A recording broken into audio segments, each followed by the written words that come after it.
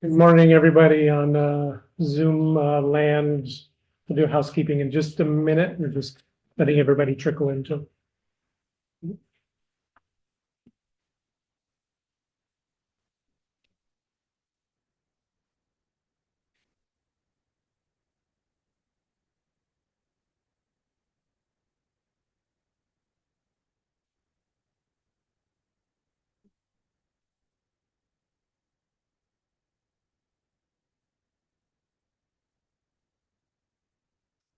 I'll start reading.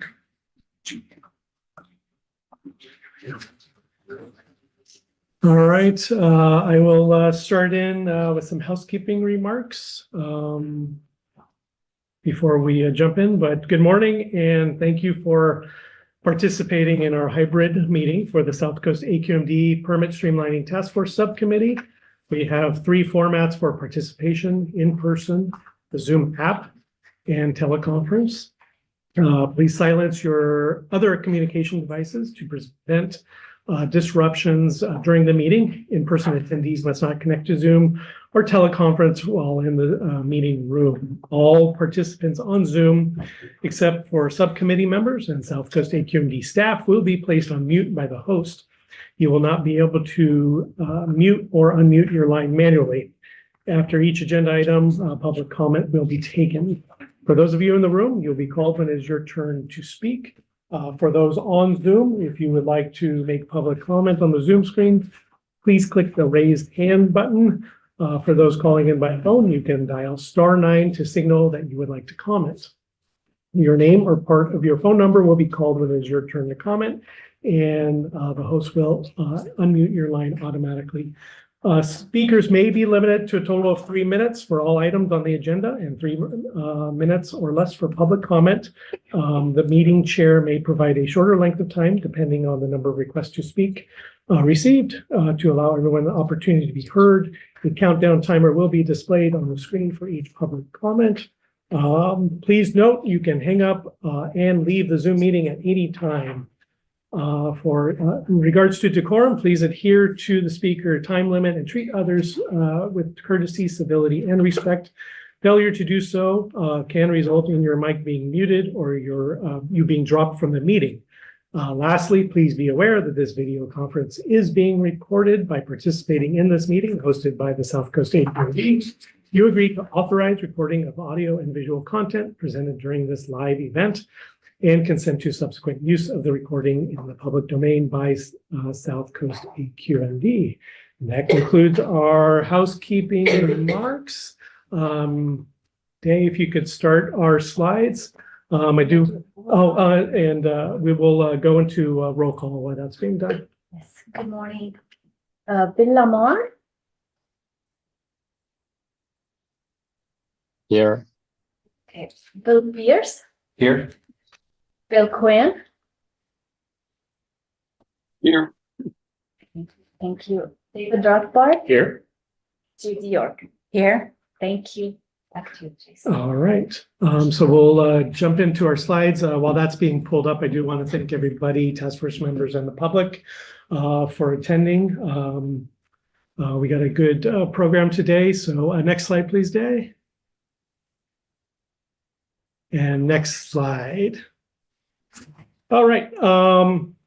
First, we're going to have a quick 10-minute presentation to revisit our operational update to get feedback from the task force, recent and upcoming strategies. Then we're going to move into a demonstration of our electronic forms developed under the Permitting Enhancement Program, or PEP, as we modernize that permitting system. So that's going to be probably the bulk of our discussion today, as we wanted to present this to the task force as we move forward. We have an upcoming September board update we'll be doing.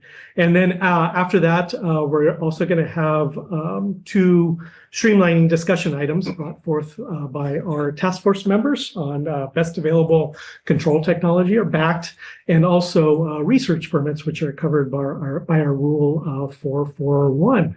With that, I think let's jump into our first item. Next slide, please.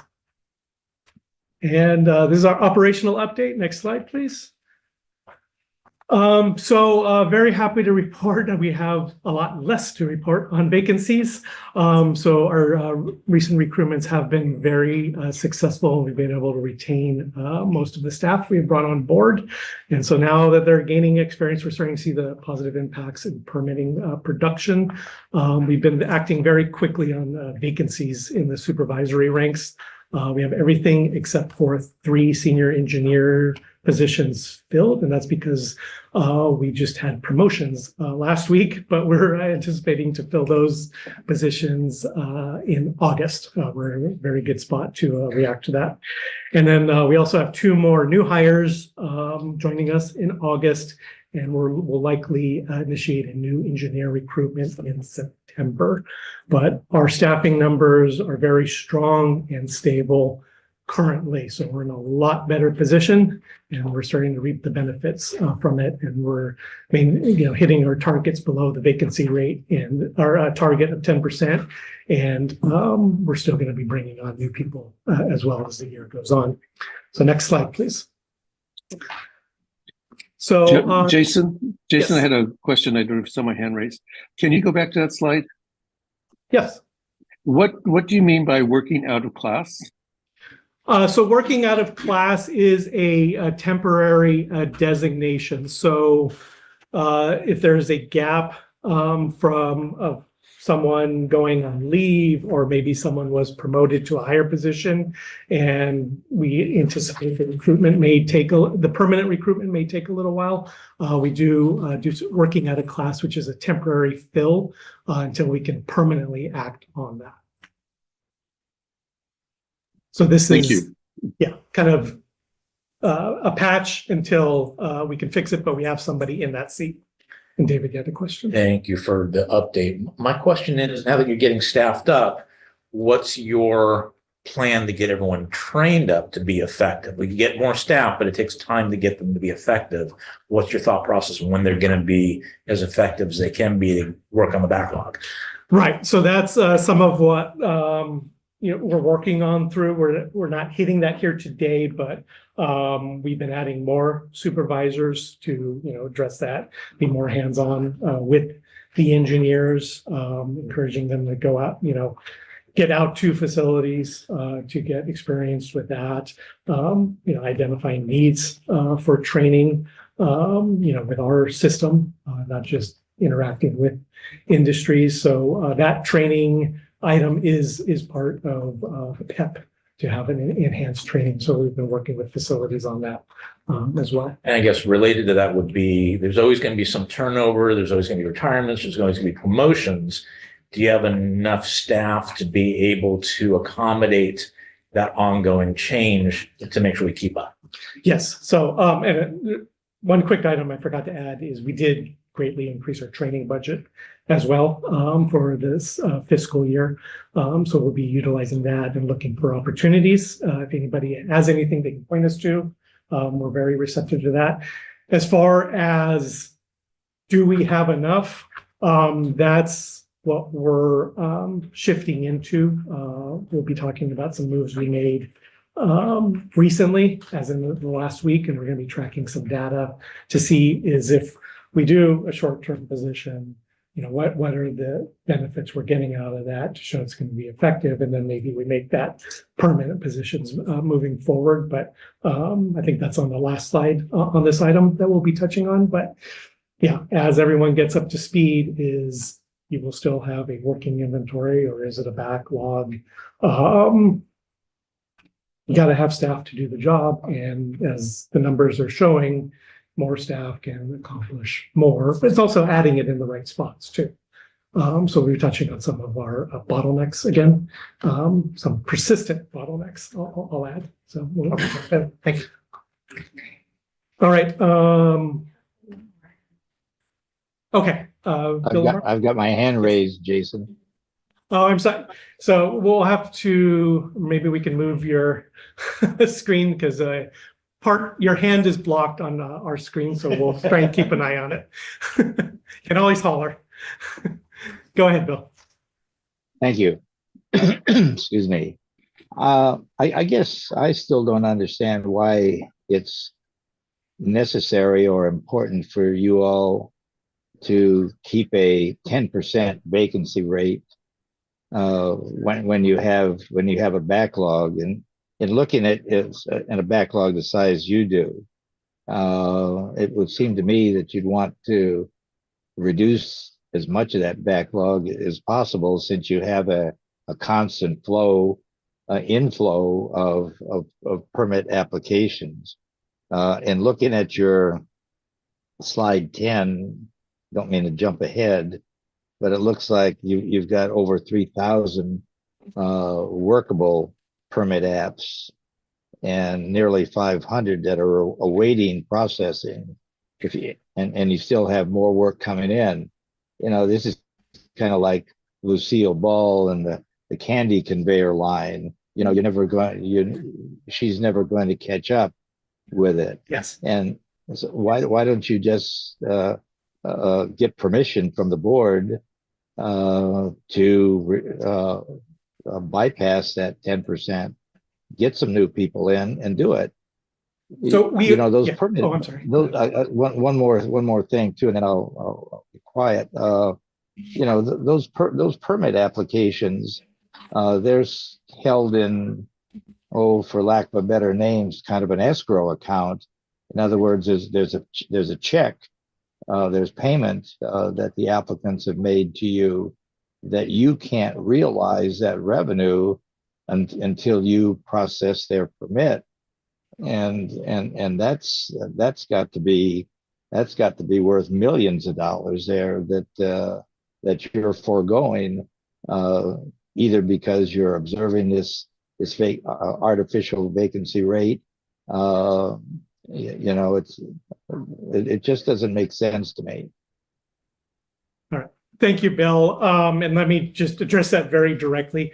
The 10% isn't something we're hitting. We're going beyond that and trying to fill everything. This 10% was initially established when we were at 20 to 25% of let's get to that point and keep pushing. So we are trying to fill all our engineer vacancies right now.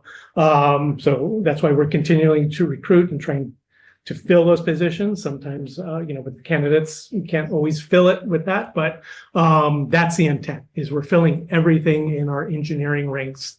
So that's not a limiting factor. That was the initial pep up. Let's get to 10. We got there and we're going past it and trying to drive it even lower because we recognize that. The board, it's more of a finance thing of how the agency is going to work with that vacancy rate. So it's a balance with positions on how that's achieved. So rest assured, we're not stopping at 10. We're below 10. So we're not going back up to 10. We're expecting it to keep going down as we can onboard new staff. But that process does take a while. Just how many engineers total are there? I believe we're at 92 for staff level engineers. 95. 95. Thank you. Yeah, that does not Helps. include senior or supervisor. 95 at the engineer level. Yes, staff level engineer. So some of these I do address in later slides. So let's, if can go with me, I'll get through the slides and then I can address the questions later.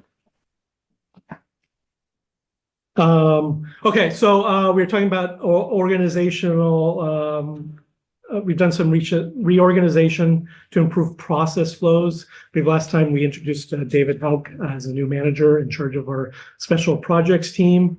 That team has now absorbed the entertainment industry permits from our coatings team to help out that coatings team with their workload. And then also special projects has absorbed permit services from our general commercial team. The general commercial team is our highest volume team, so we've been building out that team to facilitate that higher production. We've also started our public noticing efforts in the special projects team, and we're in the development phase of that effort, but we'll likely present those efforts later in the year. So next slide, please. So we did meet our fiscal year goal for timely permit issuance. Last year, we did have our lower staffing levels, but we wanted to ensure we're still acting on the majority of our permit applications in a timely manner. And we did hit that goal in the quarter. But as we move forward, we're trying to improve on our overall production numbers. And we have a new goal to increase our production by 500 completions as compared to last year. Also, we have started our monthly written reports to Stationary Source Committee. If you haven't seen those, but that's to show our progress under PEP and also to increase the transparency as well. So we're going to be walking through some of the charts you see in that report. And at the end of the slides, we'd appreciate any input or recommendations that the task force or public may have in those regards. Next slide, please. So here are the results from our fiscal year. As I said, we were successful in acting on 70% of our applications within 180 days, the deemed complete date, and that was for each quarter and the entire year. So the blue bar is all the applications we got in. The orange bar are those that we were able to finish within 180 days. This isn't to mean we aren't getting to the other applications. They're just simply happening after the 180-day mark, as there's some more complex or Title V projects that have longer timelines in our regulations, or they may have public noticing. But this was our goal for last year. And then moving forward, we're trying to build on our momentum. And our new target is going to be to increase production and hit 5865 permit completions by the end of the fiscal year. For goal purposes, we're going to be reporting this on a quarterly basis, but you can follow along in our monthly reports as well. So does that mean that the goal last year was 5,300 completions? That was just our production. Production. There wasn't a production goal last year as we were working. We had 20% vacancy rate. So, we took that as our baseline at the end of the year as we're bringing on everybody, and now we're going to build on it. So 5,300 were completed last year. Yes.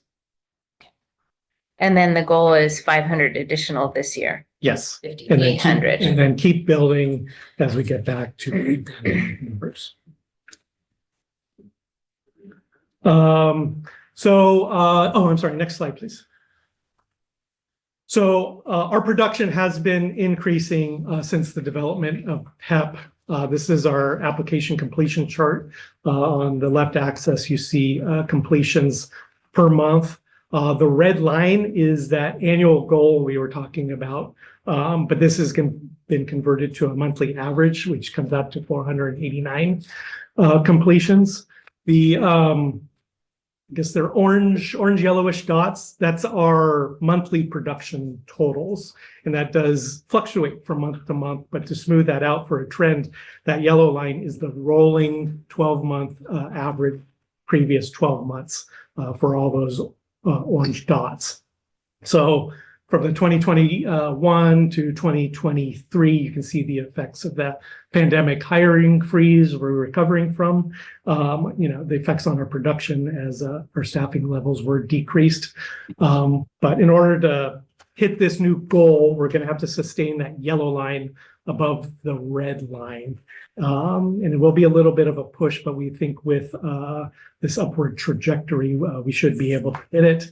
And, again, we want to get back to those pre-pandemic production levels and then just continue to build on that after that year.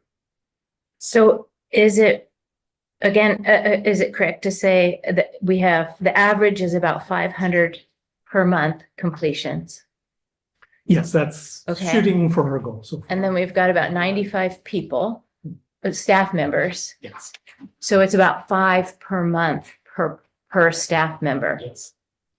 And then So I would argue what we should be looking at as, we should be looking at productivity per staff member. What can we do to increase their ability to process each individual engineer's ability to process more? That because 5 is only about 1 a week. So, so that's about, call it 30 hours per permit application. It should not take that long? So I'll clarify, not all those engineers are in the permit processing realm, so there is that decision factor. Because we do Okay. have some administrative team that handles Okay. reclaim, Title V, our permit streamlining. So there is a little bit less, I think, Okay, from Dave's team, our backed team as well. But I agree with you. And the other part we'll touch on too is also, it's not just the staff level engineers, but also what we're going to be diving into now is senior and supervisor review queues and right. turnover times of that, because the data is showing, well, I'll say there's a bottleneck there and we're looking at. Yeah, there certainly is. Yes. Yeah, that's a different problem. Yeah. But you're right to go at that problem as well. That's a different, but do you track how much time it takes? Does each engineer track their time on a permit application? If there is time and materials, we do. That is something we're looking ahead to. We're going to be discussing this month. Do we have Doing a study. so there is the ability to measure for them to input, okay, I worked 3 hours today. I'm going to work I worked 2 hours yesterday, on each permit app that they work on. So 2 items with that. We're looking at initiating a fee study in which we'll be tracking that as part of, time, because again, times are engineer time is related to the fees. So that's where it's tracked. It is. We Um, construct the fees yeah. to cover their time. Yeah. And a lot of districts do, I'm not popping this out of the blue. A number of districts do have their engineers track how much time am I spending on this one versus this one versus this one, so that the organization can better understand how long does it take to do this and what's happening and where do we need to then provide more training or change, streamline a determination or provide better clarification or jump in with supervisor management help. If you don't really know what someone is spending time working on, it's very hard to do that. Exactly. And the other item that we're looking at under PEP is enhancing our permitting dashboard so we can get those residency times, because right now it allows us to do snapshots, but it's not the true representation of those residence times, which leads into exactly, what you're saying. I agree. It's what exactly is happening. You say supervisor review. Well, is it because there's a pile on the desk, or is it getting kicked back? And, how many iterations are there? How long is it taking? Hopefully to get a little more granularity for that. Right. So we can better manage this. Right. Yeah. I think that level of information is needed Absolutely. Because at this point. Yeah. It helps us make these decisions. So that Yeah. is a longer term PEP goal to develop that dashboard. But we're also looking at, as I said, starting to initiate a fee study to start seeing, where the time is spent, and also are our fees appropriate? Sure. Yeah. Sure. And true, because people are saying, wow, they're charging a lot for this. And then on the flip side, why does it take more than 6 months to get it done? Okay, I'm going to pay, but can I not get the customer service then to get it done in a timely fashion? Yeah, and agree. And there's the flip side too, is are certain ones going out quicker? Right. Yeah. Right. Right. Does that have a representative fee? Right. Fair.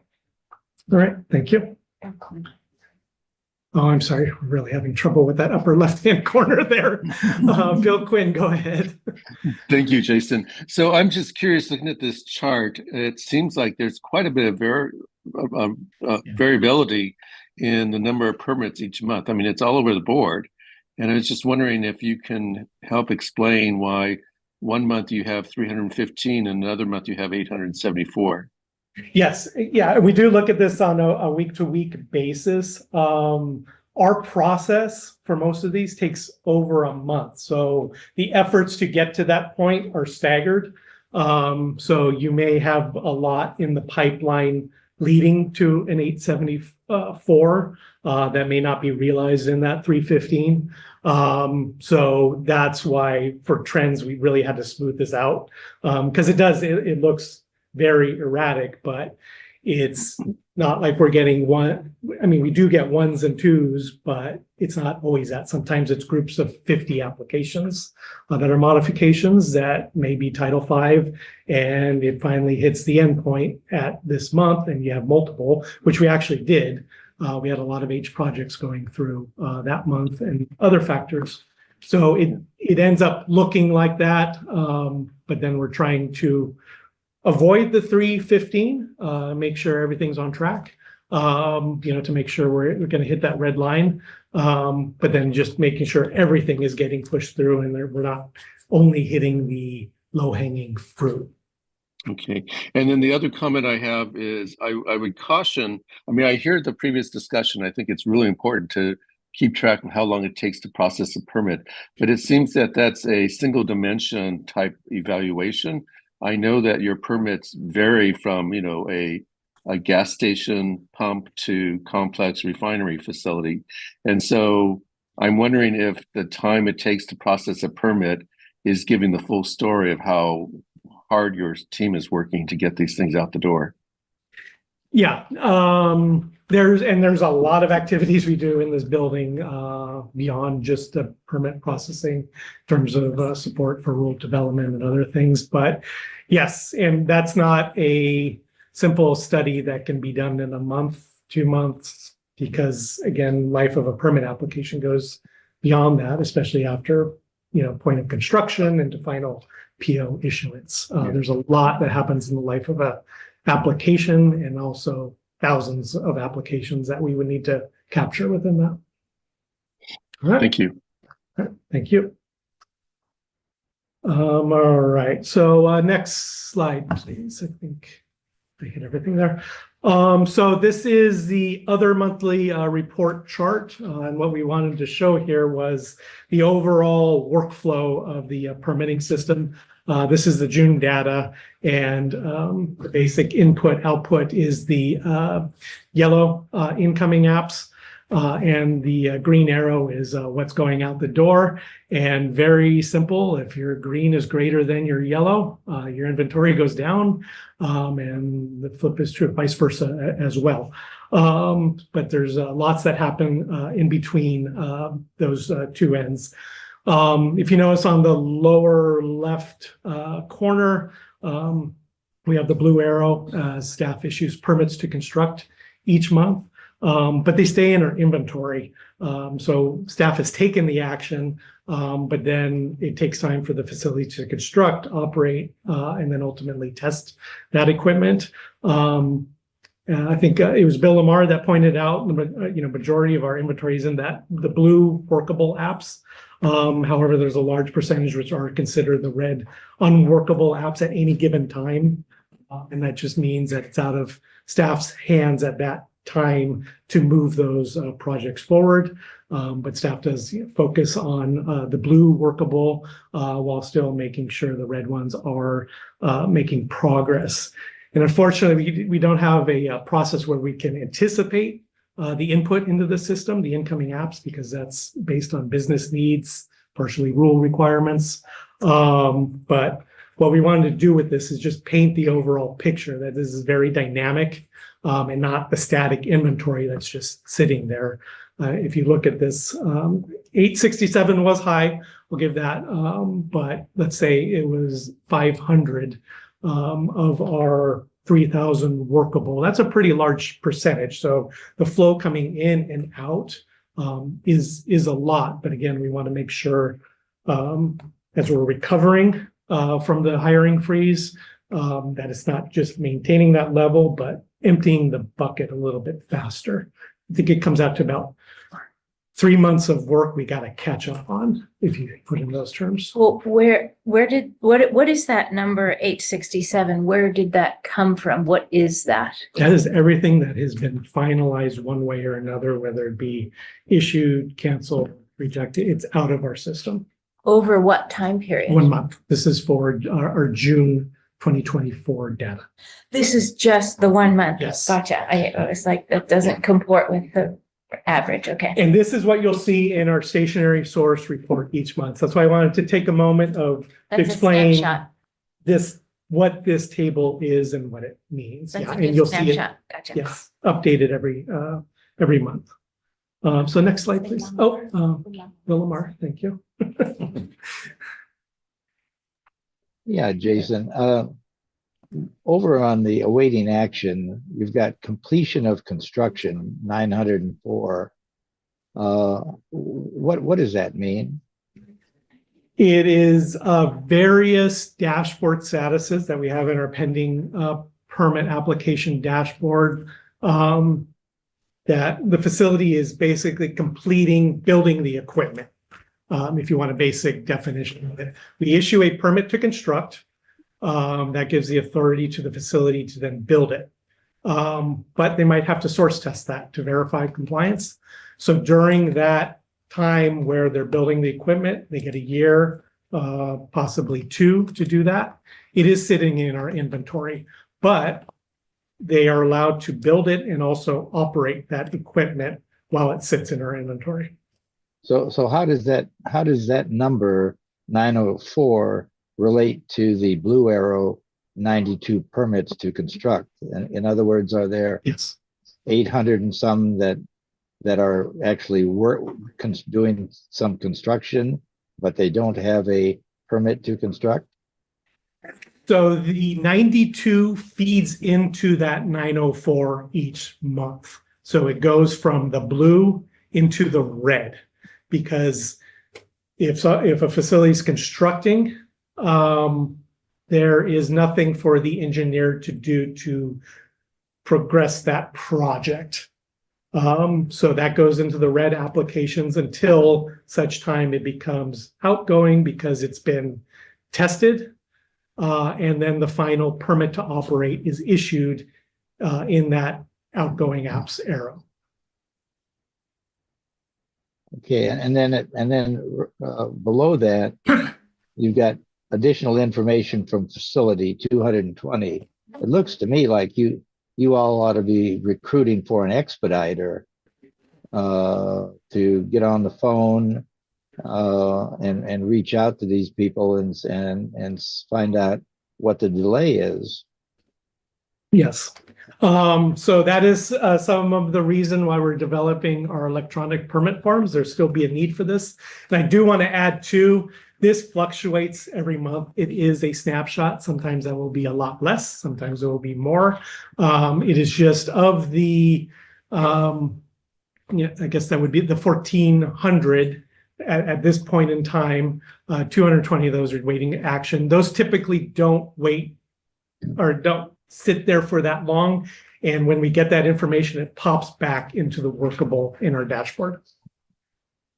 Okay, and then Jason, my last comment here is I'd like to formally ask if at our next meeting or something like that, can you tell us how much money is in that, what I call an escrow account for pending applications?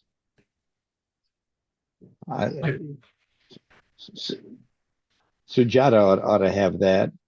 I recall I asked that same question some years ago when a similar situation that Lockheed was assigned to resolve took place, and it was staggering. It was in the millions of dollars.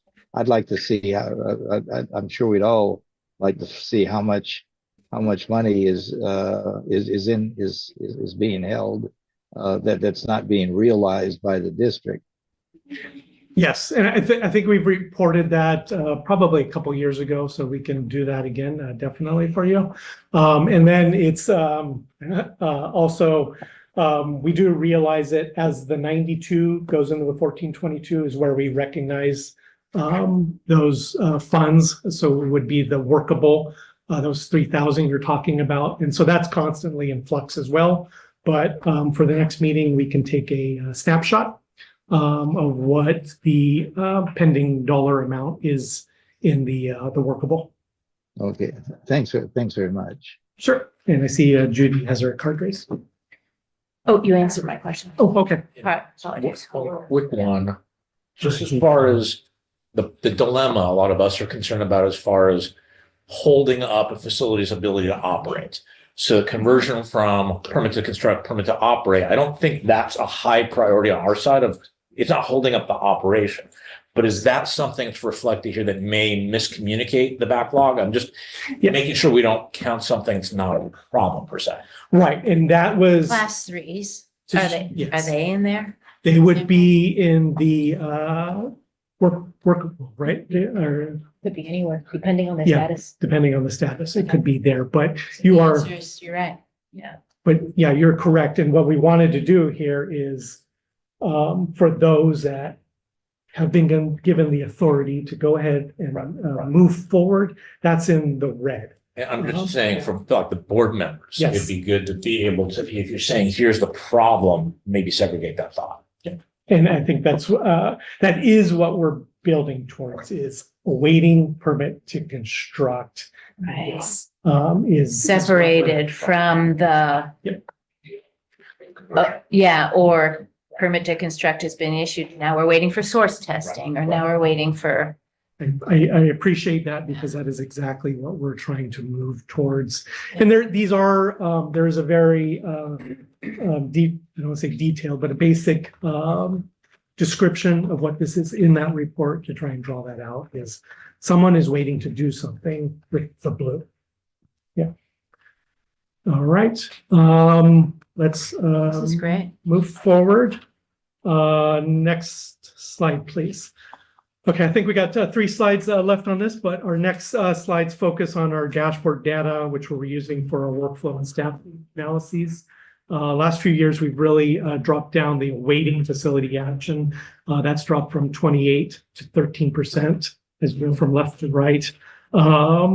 And it's gone into the in process, which may be good, but we're also making sure, it may indicate that our newer staff is still getting up to speed. So the training thing I does think come in. this is what I'm hearing a lot of, that the problem has gotten worse. And I think it's because the pile has gotten bigger. I mean, that's, to me, this in process is a lot more in process. But the timeline, at least the average timeline, seems to have expanded greatly, even for simple things. Okay, so yeah, we'll kind of jump into that, or we can discuss it as well. But then we have it going out the door too, which is why we're looking at our production numbers and increasing those. In terms of some of the decisions, what we've been basing on this is how the awaiting South Coast AQMD action has been static. Within that, it's changed a little bit, but it's been at 2019 and 19. But let's go to the next slide to start discussing what we're the detail of that and what we're going to do about it. Next slide, please. Okay, so this is a snapshot of our largest pending statuses for our permit dashboard. Quick explanation. The numbers in the parentheses are aged applications, meaning those over 2 years, and those not in parentheses are the overall inventory. So the contribution of each of those. So over the last year or two, we've reduced most of the awaiting AQMD action statuses, but there's 2 I'd like to discuss here. First is the source test review for aged applications is at 3% right now. So we've been working with source test engineering to identify any issues with those applications or source test reports. And then obviously in bold red, the supervisor manager review continues to be the biggest issue here. It's a residual effect of the learning curve, but we're not waiting for that learning curve right now. So let's go to the next slide, please. So we have been placing a focus on our filling our supervisory ranks. As we mentioned, we've added positions where needed. We just filled an additional supervisor position in the waste management team. And last week, we just filled that. I mentioned this previously, a short-term supervisor position in our high volume team for general commercial. So we're going to be tracking that data in the coming months to see if it supports a permanent position or if there are other actions are needed. But our stability right now has allowed us to become a little more fluid, proactive with the workloads. So you should start to see the benefit of this over the next few months. We're already seeing increased production. And then we hope these actions from the last 2 months really open up things for us, production and permitting timelines. We don't have a slide on inventory, but last month, it won't always be like this, but the overall inventory reduced by 2%. Those awaiting permits to construct went down by 9%. And then our aged applications, those over 2 years, awaiting permit to construct, those went down 15%. So our actions under PEP for aged applications are really starting to come to fruition on that. We're seeing the decreases. It's not always going to be like that every month, but we're seeing the progress. So next slide, please. We do want to open it up for comments, but I do want to add or ask for input from the task force as well. How often the task force would like to see this type of data. I think Bill Quinn last time mentioned this data is helpful. We also have streamlining discussions as well. So just want to have it also include in the discussion what that balance should be, how often, what type of data you want to see in these meetings to help inform input. My 2 cents is it's useful, but for streamlining, it doesn't get to resolving. It's just you're working on it. We appreciate it. It's nice to have the status report, but it'd be nice to brainstorm on what can we do to address the backlog. These are things that we could find that will make permitting faster. It'd be nice to spend more time on that. I'm not saying you shouldn't do this, but that would be my priority. Okay. My 2 cents. And the intent is we'll get into the schedule later. I do appreciate it. That's why I wanted to just explicitly ask. Our next streamlining will be, the intent right now is to have it entirely dedicated to that discussion. But do we come back every 6 months, every year with this data? It's just helpful to understand what's helpful. I'd say if there's something that's useful as far as, hey, we're seeing this, that's great. If it's status quo, maybe not present. Okay. I would say quarterly. I would say quarterly in that once people get used to what we're looking at, it's very quick to go through it. But I feel the data speaks very strongly to what needs to be focused on and where time and attention needs to be paid to resolve the issues. And I would say your efforts in getting the residency time all the way down to the per permit engineer, per supervisor umbrella and per group umbrella, that's key so that you then can home in on where those improvements need to take place. Because looking at these numbers, and certainly a 2-year, permit applications is actionable and over 2 years that, right? I mean, these are things that shouldn't be happening. Yeah. So we really need to put urgency on it and get those addressed. So I would say quarterly until we get these numbers down, and then we should spend 10 minutes looking at it because we all know what's going on. Sure. And then we get to the, what do we do about it? We'll say it was intended to be 10 minutes. Yeah. The talking portion in front of my mirror No, at home. but because we just don't see it enough. Yes, We're not familiar with what is this number or what is that and what are we looking at and what does it mean? And we can't give meaningful input if we don't know what's, Exactly. And that's ultimately what we want to get is, how can we use. And I think, just more to the summary and just keep it short and just keep it going. So I wanted to make a comment. I mean, one of the issues or one of the concerns we're having with the newer permitting staff, they're very unfamiliar with the equipment we're permitting. And so they ask questions sometimes that are sort of out of left field because I guess because we've been involved with it, it's sort of obvious, but I mean, and so we've offered before and we offer again. And I know it's a balancing act having engineers out in the field versus being in the office working. But I think it would be a very good training tool for them to go out and at least see some of the types of equipment they're actually permitting versus just seeing them on a drawing or having me trying to walk through the process over the phone. I think that's just a critical part of training, that so that they gain some familiarity with the equipment that they're working on all the time. And so I just offer it again, and I think it's an important part of their training. I completely agree as a field person. I would say the engineer or the managers can say I have encouraged that to getting out in the field. And where we can, we've actually been planning that out. We have a visit with refinery next month. We've done other facilities as well. Maybe I can follow up with you after if we can maybe make it something official training, but I don't want to put you on the spot.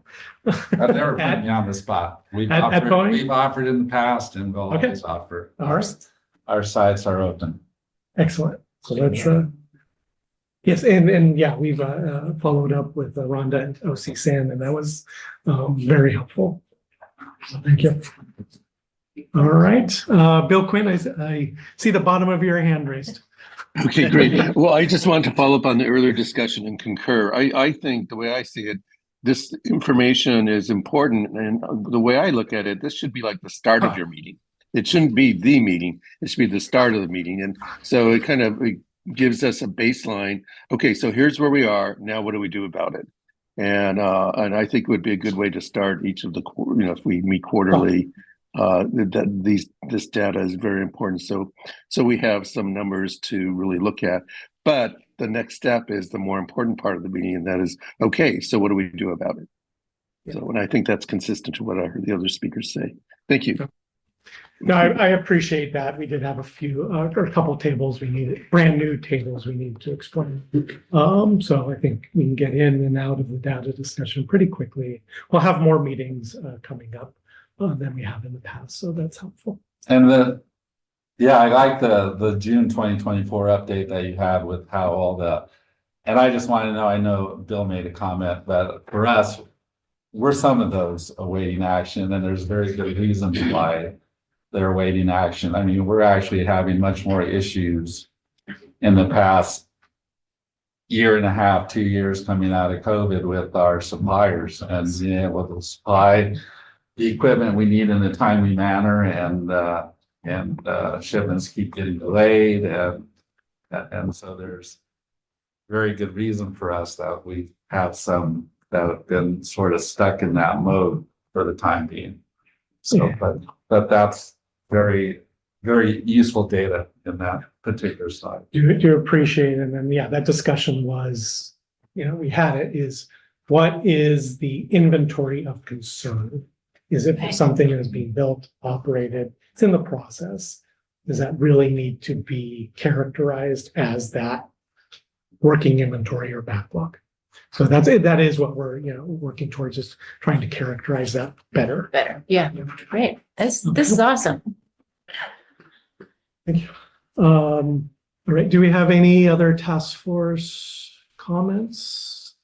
Okay, let's open it up for public comment on this item. If you wish to comment on this item, please raise your hand. All right. First in line is Joe Howard. Thanks, Jason. I guess I would just like to add to some of the other comments. I think it doesn't make sense to me to include permits to construct that have been issued and you're just waiting for the facility to finish construction and do source testing. It really, certainly not a reflection of anything the district is doing or not doing, right? It's totally out of your control. I would think it would make sense to remove that from the process and only put them back in when the permit to construct is the construction's complete, the testing's complete, and it's back to the district to issue a permit to operate. That was just my thoughts, and I think reflected what several others said, but it's totally out of the district's control at that point. So thanks. Concur. Yes, there is a point where it does come back, especially if there's compliance issues or other issues, but thank you for your comment. Next, for public comment is Mark Abramowitz. Go ahead, Mark. Hi, thanks, Jason. Really good presentation, and I'm really pleased to see the progress that you folks have made. And it looks like there's some really tremendous upticks in the direction, and as productivity occurs with some of the new people, I'm really optimistic about things being turned around. It might be helpful to have a little bit more data on the various elements of quote unquote in process where you might be having bottlenecks.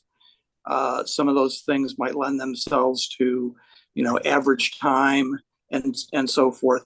One thing that I'm hearing from folks and learning is that things have become increasingly difficult to predict in terms of timeframes for processing, and I think that learning internally where those bottlenecks are and the amount of time things are taking might be extremely helpful. Thanks. Okay, great. Yeah, great. Thank you very much for that comment. All right, I do not see any other hands raised. I will just verify for our remote locations. Are there any public members or in the room wish to comment? All right, none. Okay, we do have one more hand raised. Jennifer McMullen. Go ahead, Jennifer. Thank you. I just wanted to ask if you are still issuing permit to construct and then later a permit to operate, or are you issuing them concurrently? Yes, is the answer. For the simplest ones, we do sometimes go to the concurrent PCPO. In some circumstances, we have backed off on that concurrent issuance where there was later compliance issues. I will identify, I think gas stations was one of those where we identified where it uses less of the agency's time to pause at the permit to construct mark, make the corrections after it's constructed for small variations, and then issue a permit to operate, rather than go straight PCPO. Then our inspectors find something that may be considered a violation, but we could have handled it, have we made that pause. So where we're seeing that, we're pausing a little bit. That's in our high volume team that I mentioned under George Illis. So that does inflate the inventory a little bit, but it goes back to that discussion of the facility has their permit to construct, they're able to act on it. So let's focus on, what's important here. So there's a long answer to your question, but it wasn't as straightforward. So it is I'll say a team by team, equipment by equipment. But if we can get it out the door and it's simple, we do go to a PCPO, as we call it. Thank you. All right, thank you. All right, I don't see any more hands raised. Let's go to our next item. We'll be talking about our electronic permit application forms. Looking forward to presenting this and getting feedback on what's coming down the line. Dr. Jillian Wong is going to introduce this item and then hand it off to Juan and Saad. All right. Hi, everyone. So next slide, please. So the chair's permitting enhancement program initiative is, really what we embarked on. And these are the 5 main topic areas we're looking at. For today, we are going to focus on the third item, which is the modernization of the permitting system. If you note from the different little not emojis, but the little kind of icons. Thank you. The icons that we have, they have varying timelines to completion. And as you can expect, when it comes to the modernization of that permitting system, that one is going to take the longest. So next slide, please. So there are 4 forms that are nearing completion, and these are the electronic forms. Today, Ron and Saad are here to demonstrate the emergency IC engine form. There are also some registration modules. More than 2/3 of them have already moved to deployment. With the remaining modules, we're anticipating deployment before the end of the year. And at this point, I'm going to hand it over to Ron Moskowitz, our Chief Information Officer, and him and his team will take us through the demonstration. Great, thank you. So, yes, good morning, everyone. I think it's still morning.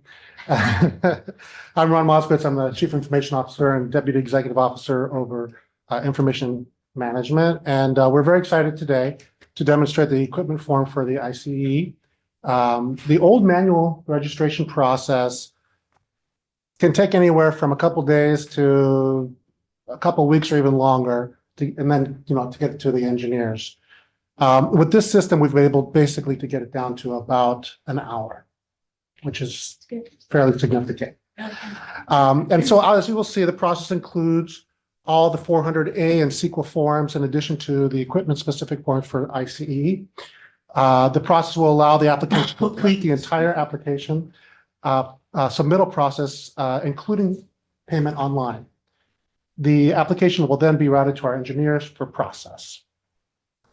And now, if you're ready for the demo, I want to introduce Saad Karam from my team, who has been intimately involved with this project. And together, we'll show you a live demo in real time. In the interest of time, we've already entered in the test information into the data fields, and we'll show you the system, though, from start to finish.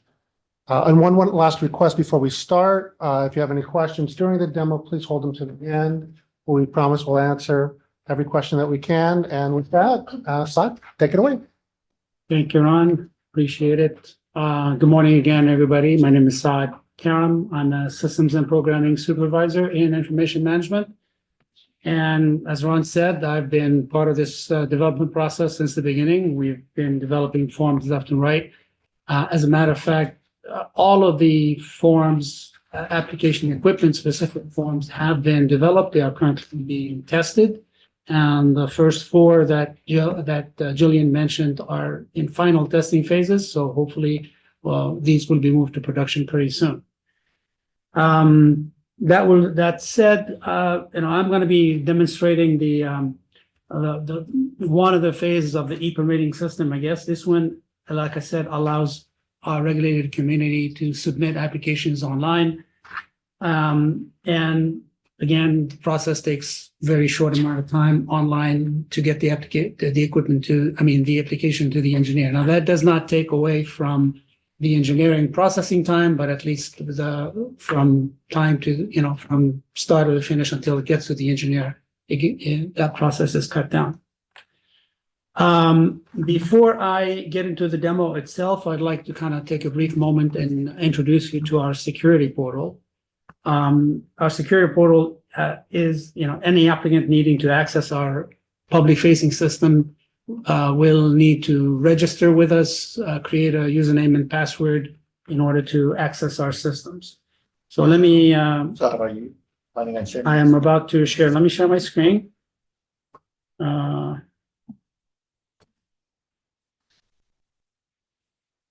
So our security portal is in production right now, and the way you get to it is from our webpage.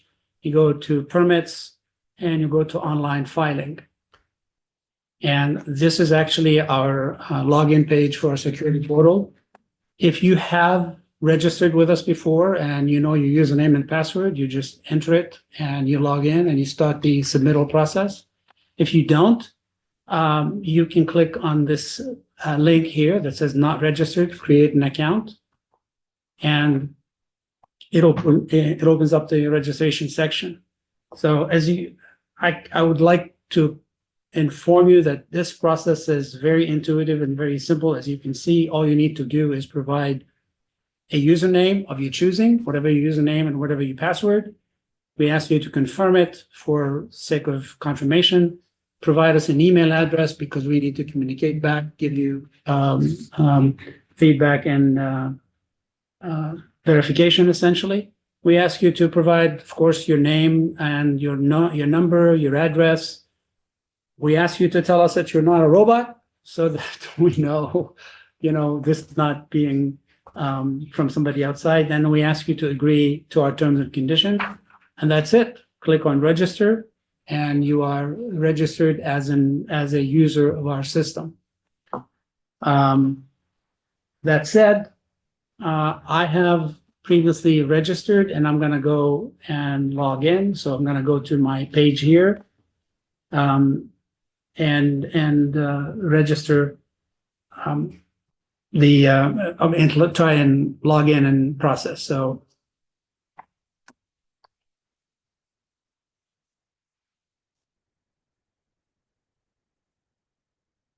one thing I'd like to mention also that as a result of registration, after registration, we will send you a verification link, which you can, to your email that you just provided, so that you can click on it and verify that you are the person who registered. We will also ask you at that time, what facility are you associated with, what facility ID. If you know your facility ID, it's simple. You just enter it and you go on. If you don't know, or if you're new to the process completely, there is a process behind the scenes inside where we ask you to create. You can create a brand new facility, and we walk you through that in very simple steps. So, like I said, this is my registration. This is the main portal where you start. Give a brief description of what the portal says. On the left-hand side, you see the dashboard, which is this screen right here. You have my account.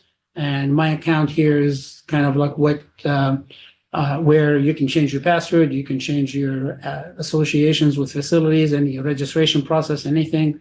My reports is a section where if you've submitted applications before, you can see all of your reports, all the applications that you've submitted and what they look like. And then, of course, log out. In the middle of the screen, this is what applications you are registered for. And in this case, I've only set up the online application filing. We have other online applications that are coming down the pipeline, and we will add those. You can associate yourself with them as well, like the source testing applications and other applications as well. So we click on online filing, and that'll take us into the actual forms section. And this is the main dashboard of the online filing application. Now, some of you may have seen this demo before a while back but with other equipment. We're gonna take you through the initial part pretty briefly, but hopefully kind of get you to the engine part and do that a little bit more in depth. This screen here shows this is a dashboard of how many equipment. As you can see, I've kind of registered myself for 2 test facilities. I've been testing, I guess, trying to do this application.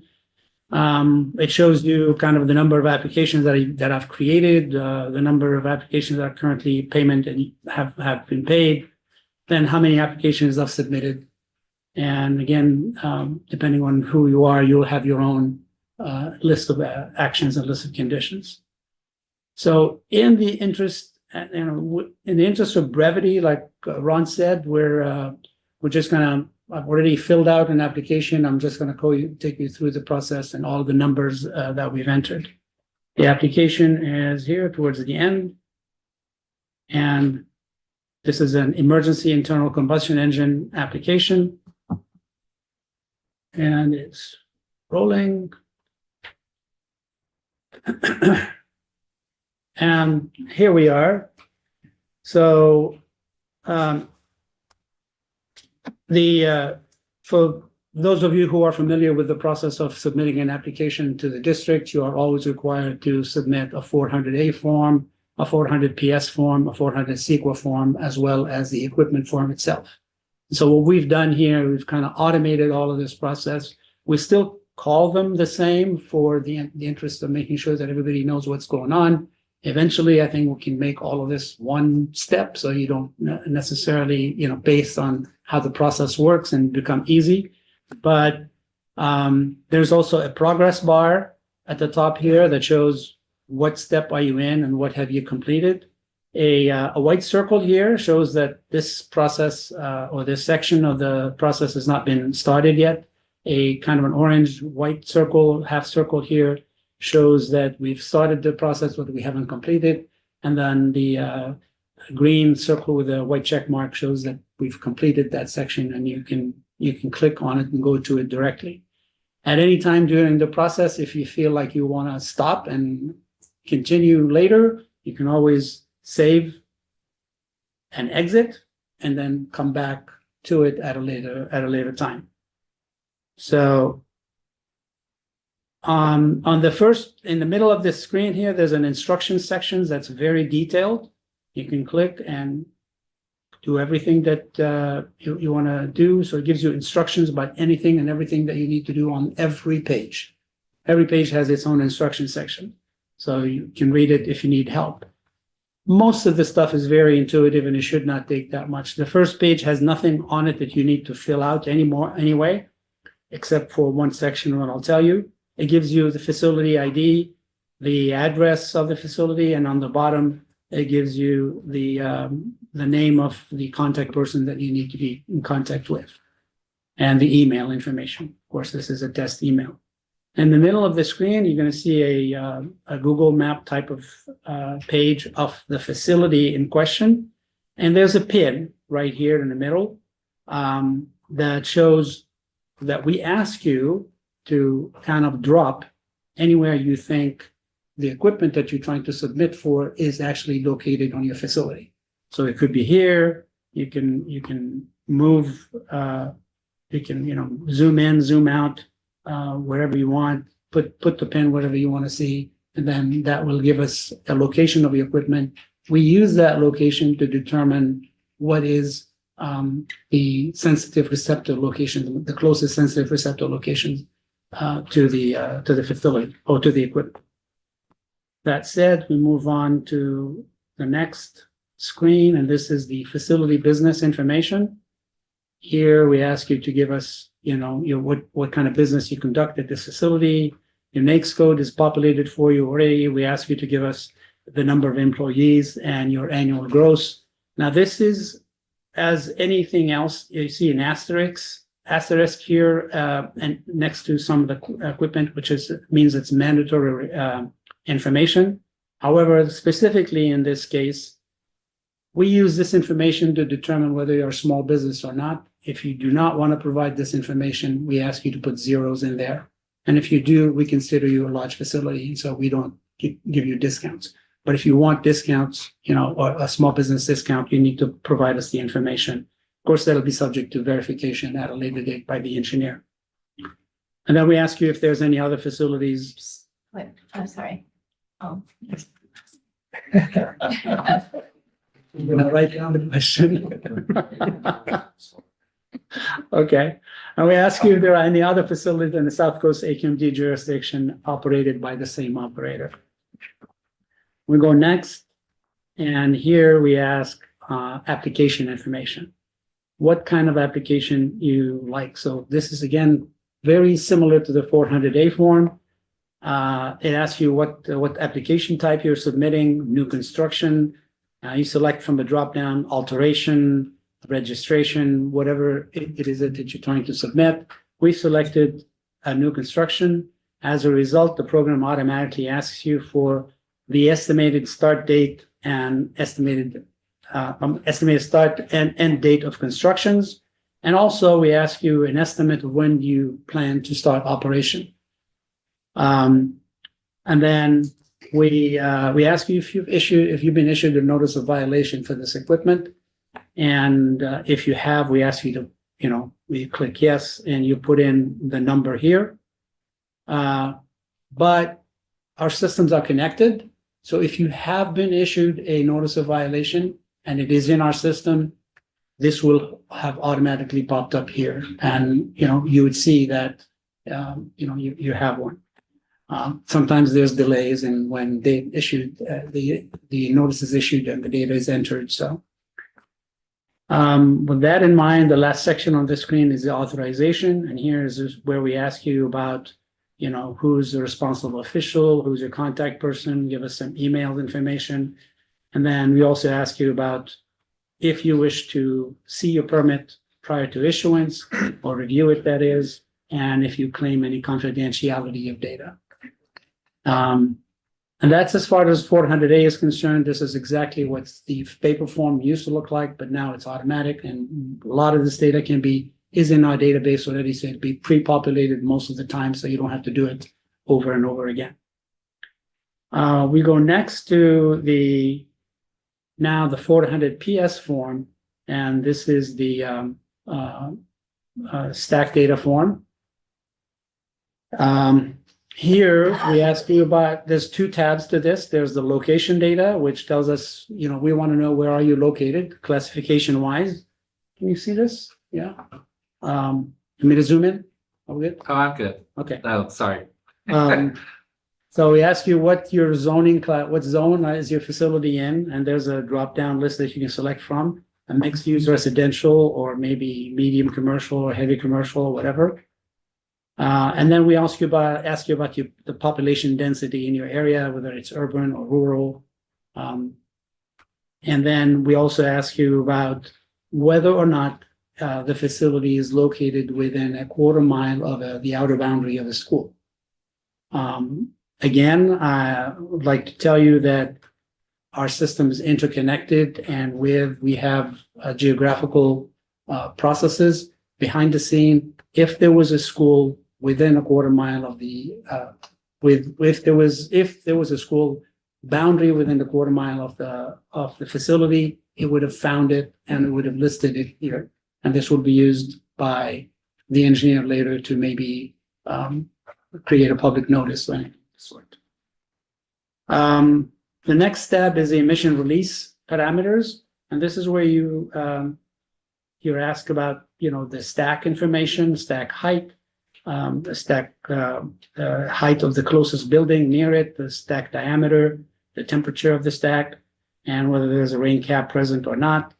And like I said, the system already calculated the distance to the nearest residence and the system to the nearest sensitive receptor. In this case, it just happened to be a residence. It's the same distance. So it's 384 feet away from the facility. And then we ask you if there's any emissions coming out from vents within the building, and then we want to know what building it is. The next section is our CEQA form, and our CEQA form is a bunch of questions, a number of questions. So it has two tabs. It has the first tab, which is the review for exemption, and the next one is a review for impacts. Now, in here, we ask you about your project, and then we ask you to answer questions, 7 questions here. If you answer yes to any one of those questions, then you're actually exempt from CEQA.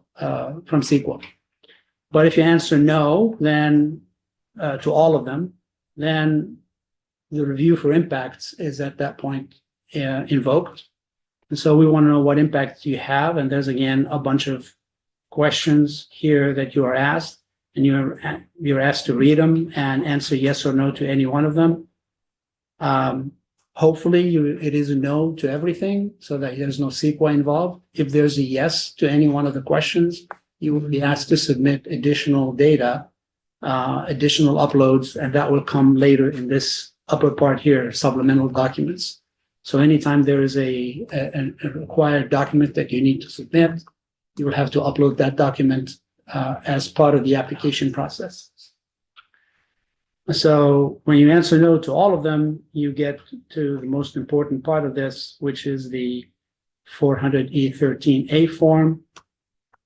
And that's the engine. This is the IC engine, emergency engine application. So here, again, it's detailed, but very simple. We have 5 tabs, and we ask you a number of questions about the equipment, starting with your make and model. And there's drop downs in here that you can choose from, whatever your drop down is. We also have drop downs for model numbers, depending on what the models that the manufacturer that you make. We may have models, we may not. We're trying to populate that data if we can. But if you don't, you just type it in. If you know your model number, you just type in that number. And remember, this make and model are mandatory in this case. We'll also ask you about the serial number of the equipment and the EPA family number if you know it. We ask you about, excuse me. We ask you about the rating of the engine. And this is, this is a 950 horsepower engine running at 3,600 RPM.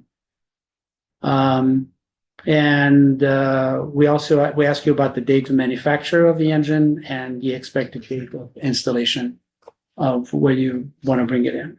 Remember, the first 400A form had a date of installation, but that's because it's the general of any form, any equipment. We ask you about a general date. Here, this is specific to the engine. So the next list, or the next data that we give you, we want is, what are you using the emergency IC engine for? And it could be for a number of things: electrical generation, or flood control, fire pump, water pump, whatever it is, to drive a compressor. We've selected electrical generation, and the equipment, whether it's stationary or portable, or various locations, you select whichever one you want that you do. What fuel do you use?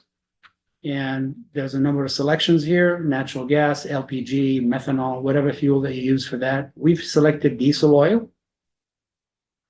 And then we ask you about what kind of air pollution control do you have on this equipment. Now, you can select anything that you use as far as control is concerned. Whether you have an SCR or not, whether you have urea injection or not. Most diesel engines have a diesel particulate filter, DPF. So I've selected that. And because I've selected it, it asks me for the efficiency of that DPF. Usually it's about 85%.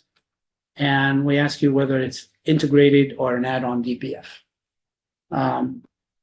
Again, this is all for part of it's used as part of the engineering processing. The next item on the list is, we ask you if this engine is CARB certified.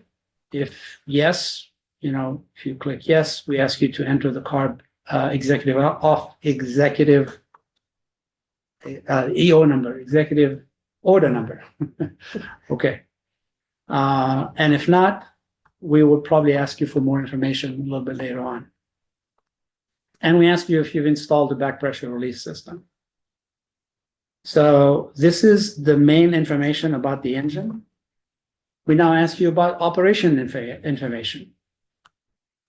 Fuel consumption, for example. What is the maximum, what is the fuel consumption at maximum load?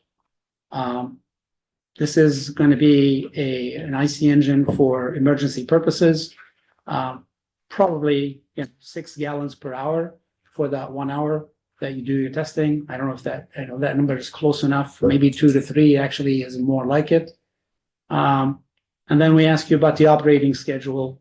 And then, since it's for emergency power generation during testing period, we allow you to, we need you to test this engine once a week throughout the year. So the average becomes 4.2 hours per month for testing, the maximum testing and maintenance information. That's as far as the operational information. We move over to the engine data. And here, we ask you simple questions about what type of engine it is. Is it 4-cycle or 2-cycle? Is it running lean or rich? The engine size and the number of cylinders. I will also ask you whether it is turbocharged or naturally aspirated. And you can select from the drop down in here. We ask you if the engine is EPA certified, not just CARB certified, but if it's EPA certified. And if it is, again, then we ask you to give us the EPA certificate number and the certification type. If it's not, we want you to upload the manufacturer's emission data. We mark it in red here, and this will come up later in the supplemental documents section. And then we ask you for, so this ends this portion. We move over to the actual operating schedule. And like I said, usually for emergency engine, you're not using it every day or every hour. So it's a testing process, a maximum 1 hour per day, 1 day per week, and 50 weeks per year. That's how the engine will be permitted eventually. You can ask for more, but it'll be up to you, the engineer to decide how many hours you want to operate and what the rule allows based on the emissions. And that's it as far as the engine form is concerned. The next part is a summary. And this screen gives you a summary of everything that you've entered before, all the data. You can review it, look at it, check and make sure that it's accurate, that it's correct. And if it's not accurate or correct, you can always go back to every one of these tabs here and correct the information, save it, come back to the next process. So that's the 400E13A form, which is specific to the emergency IC engine. The next section in this is the supplemental docs. And if we go next, we open up the supplemental documents. So we've got, we request you to upload certain information if need be. A cover letter, if you choose so. It's not mandatory, but you can send us a cover letter explaining certain things if you want. A plot plan of the facility. Again, it's not mandatory in this case, but you can send it to us. Like I said before, that red mark, it asks us for provide a copy of manufacturer's emission data. This is mandatory in here.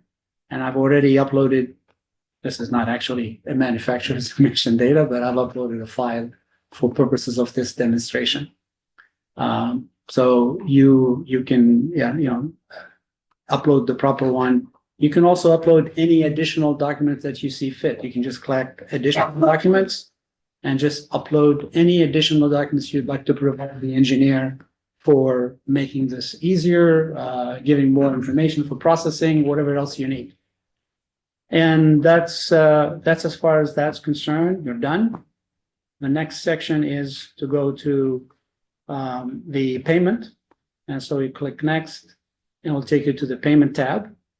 And here it gives you information about the payment, about the engine, how much it's going to cost for permitting this engine, $37.85.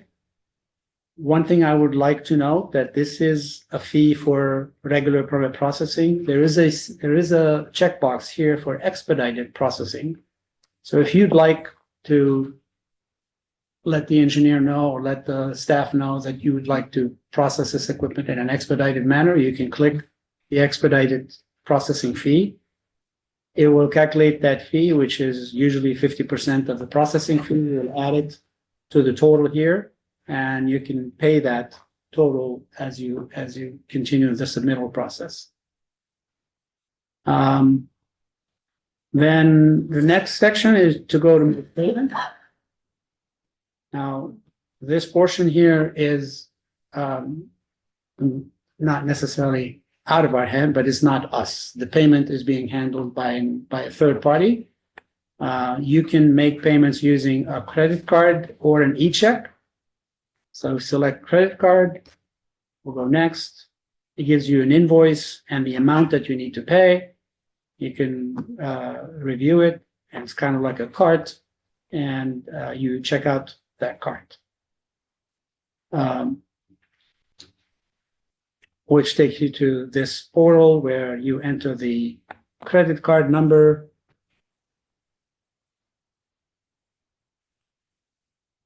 This is too many. The credit card information.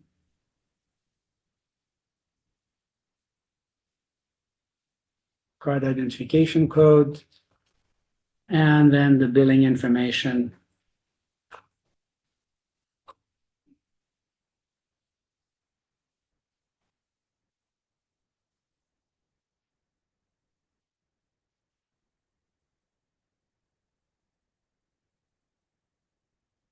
Should have picked up. It's fine.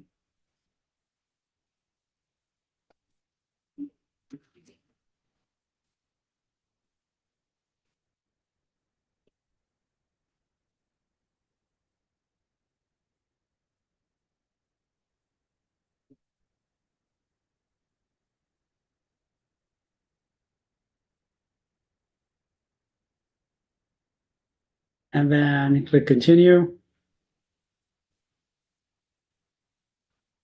And there's a bunch of terms of payment and all kinds of legalese that you need to agree to. Click on the agree button and click continue. Gives you a summary. It also gives you the convenience fee that you need to pay if you use a credit card. Again, the district does not get any of that convenience fees. This is charged by the third party to process your credit cards. But if you don't want to pay the convenience fee, you are more than welcome to pay by e-check. The e-check processing does not cost you anything. There is a fee to the third party handling this, but the district pays that. So you don't pay any extra. And then you click process payment.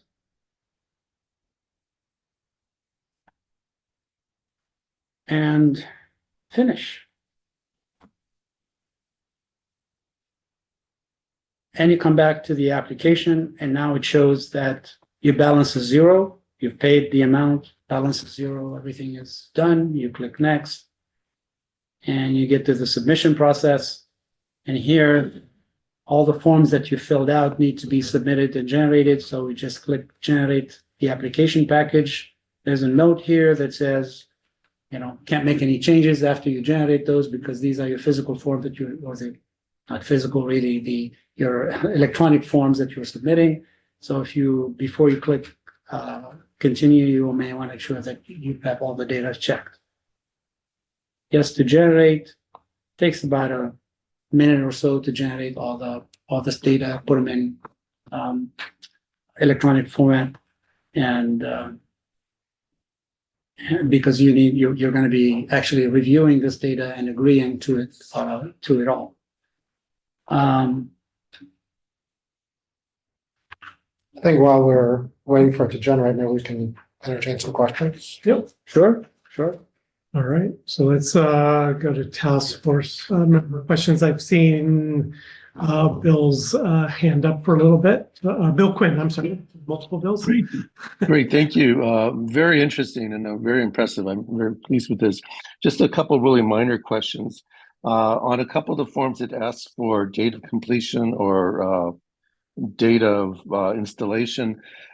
I'm just curious, will you know that as you're filling out the form? I mean, is it a lot of it going to depend on how long it takes to get the permit? Yes.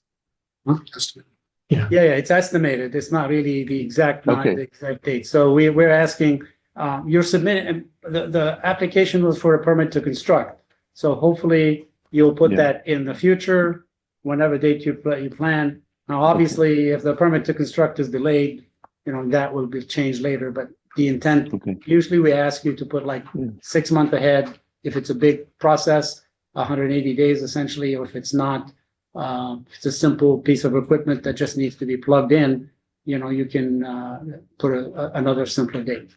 Okay. A second point, I think it's very helpful that when you show what type of air pollution control equipment you have, there's a pull down menu. I noticed this a couple of times, but I'm just using this as an example. Technology is evolving and the system, I hope, is going to last for quite a while. I'm wondering if you've considered having an other You know, it might be a technology that's not listed and we don't know what that is today, but in 2 years from now, there might be a new technology. And it seems like it might make sense in a couple of places to list an other and to type it in manually or something like that. Right. So, and then my third and last point is when you have on one of these forms the number of hours per month, you talked about testing, and I understand how you need to calculate that. But what I didn't understand is what do you do when your power goes out and you really need this thing to operate? So how do you show that? That's a question to the engineer. Yeah, that would actually be covered under emergency operation under our rules. So that would come under, that would be recorded and checked by compliance at that point with your permit. So that wouldn't fall under here. That would be the 200 allowed under the rule. Okay. Yeah. Okay. I guess that just wasn't clear to me. Yeah. So. Yeah, remember this is an application that you're submitting. The estimate is, how long it's going to take you to test this equipment. So you can get your estimate, then you can discuss the rest of the stuff with the engineer. Right. Okay. Thank you. Then as far as the drop down is concerned for additional APCs, that's exactly why it is a drop down, because it's a simple process. It's a table in the background. If there's a new air pollution control, we can always add it very fast to the system, subject to approval by the engineering department, of course. If it's something new that we've never heard of or the engineering department has never heard of, would like to submit, that's a good idea to probably put another there. I'll leave it up to the engineering division to let us know if they want to do that or not. Yeah, agreed. We do need to have future considerations for growth in this one. So I'm going to go down the line here. David Rothbard. Thank you very much for the demonstration. I think it's really great. We have online tools that will speed the process up, and that's directly on target why we're here of how do we get permits issued faster? How do you get the information to you faster? Awesome. My request would be, we spent half an hour learning how to fill out a form. It might be better to have this recorded and available for everybody to see. And if you need a demonstration and get feedback, we've had different groups volunteer to be, test cases, give feedback, or you want to bring it to this group. My suggestion would be, Matt, just be aware of time as far as how much time we have here, and say, hey, as a homework before the meeting, after the meeting, provide some feedback. Maybe that'd be a better use of everyone's time. Yeah. My suggestion in the future. So it's a great suggestion. We've thought exactly on those lines. We're in the process of developing those training videos. So, we definitely want to make it easier for the public as well. Yeah. Definitely. Judy, go ahead. Excellent. So as a user, I'll say, and as a person who's taught a lot of people how to fill out these forms. And then if you recall our lessons learned from the forms that were, remember the SMART forms? In your forms, and this is awesome. So this is really great. I'm really happy that we're going to that next level. My one comment is you have a lot of requireds. Really go back through and really think, do we need the requireds? And really would a basic user, like one of my students, would they really know that information, have that information, be able to fill out that information? And where things are not really required, and remember, even on those SMART forms, all the error validation things, people finally went, I can't do this because there were so many, they couldn't put a number in. And like gross receipts, for example, if you're Boeing filling that out, does Bill know gross receipts? And does it matter?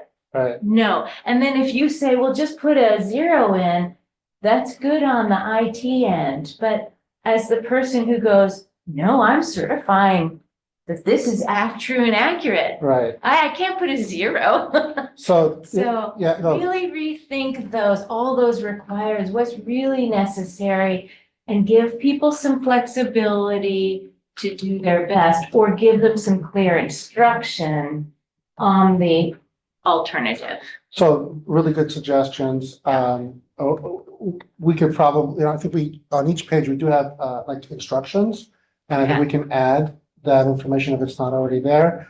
On the required part, it's gotta be, I think, from the, Jason's team, Right, because if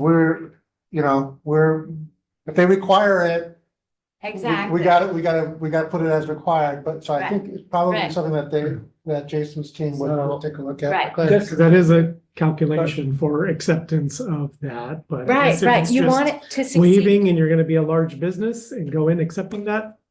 you go Waive for- it or give a UNK. I don't know. You know. accept you accept the worst case scenario. Right. So it's, That's so it's right. good feedback. We'll Right. discuss. Just to kind of tell you where we came from, at least during building of this application, we were given the directive to make sure that the application is complete to the most as far as possible, without making it hard on the applicant to do that. So I think I understand where you're coming from. Some stuff was not mandatory, but at the same time, we were asked to make sure, we wanted to make sure that there is no back and forth, the engineer and the applicant, and ask questions, additional information, and it takes forever to come back and get this stuff. So Right. if you input it at first, then you're good. You know, you don't have to Correct. go back and forth. You're totally right. It's that balance. And what happened with the smart forms? Mhm. Of course, there's some smart guy figured out how to hack it and then, right, eliminate all the data validation, right? I mean, that's what happened. And then they spread it out to all their friends and that's all we use Right. because it, you know, Right. right? And I also. Hacking not allowed. I Yeah. get it, I get it, I get it. I also want to say, as we go into production and as we, use the system, we will continue to enhance it and we will find ways to improve it and to make it more efficient. So, the first iteration of everything, it's gonna, there's gonna be a lot of questions on, do we need that, whatever. And Right. over time, and Sud mentioned it during the demo, is, even recalling these, Form 400 and so on. We're gonna change, over time, it's gonna change. So this will improve, it'll be more efficient. Yeah. But this is our first stab at it and, so, well, again, thank you for the feed. Yeah. Really appreciate it. I have one more thing. If you recall, we did roll out the automatic permit issuance modules. Yeah, And those, it was very important that the fields were required because we didn't have eyes on it. The system Right. would issue it. So we started that as the basis. And to your point, we were going through and eliminating those fields in this new version for those that we thought don't necessarily need to be required because people may not be certain of the exact values and we didn't want to hold them up because then ultimately that just meant that they would then call us and defeat the purpose of using the online form. So we've tried to do that. You may see some that you think maybe should be required. And that's part of the reason we're rolling it out, kind of a little more slowly. And once it goes to production, we're looking for volunteers and those volunteers can give us that feedback too, more, firsthand, their Right. skill set to say, I'm uncomfortable filling this in as a required field. And then maybe we'll pull back and just add more instructions to give guidance on how to fill it out or remove the required field or add more other options. right, because keep in mind that required field means they can't fill out the rest. That's right. Correct. They're done. They're dead in the water. So Right. then what? And that, and like David said, that's why we look for people to help us out, testing the system, making sure, that everything makes sense and giving us the feedback. And then we go back and we see, can we make those changes and Right. still keep the system solid? So. Right, because I know in my class, honestly, I teach in my class, if you don't know the accurate information, do not just put something in. So now if you're compelling people to put something in, my concern is that they're putting something inaccurate in. Like fuel consumption. I mean, really, does someone who's basic know what that is? I mean, that's not always readily available. So now the whole application, they can't do because of that one thing. But the engineers are gonna know what that is or be able to calculate that. Right. And again, this shortens the registration process. When it gets to the engineers, then there's this whole. Sure, sure. And one more thing is that, yeah. Moving things yeah, along. so we do have the, you can add the cover letter, but we call it cover letter, but it could be a cover letter and your backup information. Yes. That describes the stuff that maybe Better. 100% sure of in the form. Yeah, ask for more manufacturer information, maybe less from the applicant. Sure. Bill?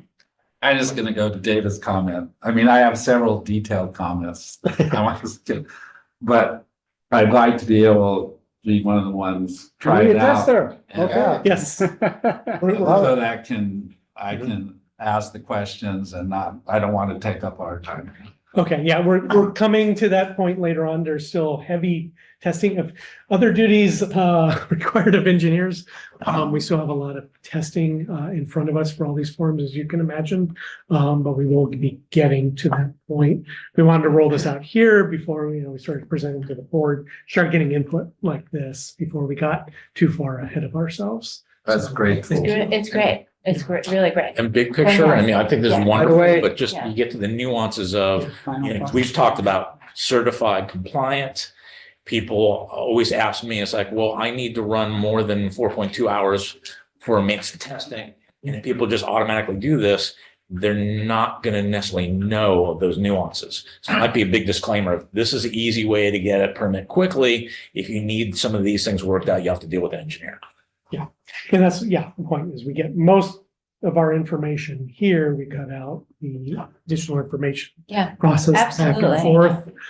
We guide you through, but it's not good. We're not going to be perfect. yeah.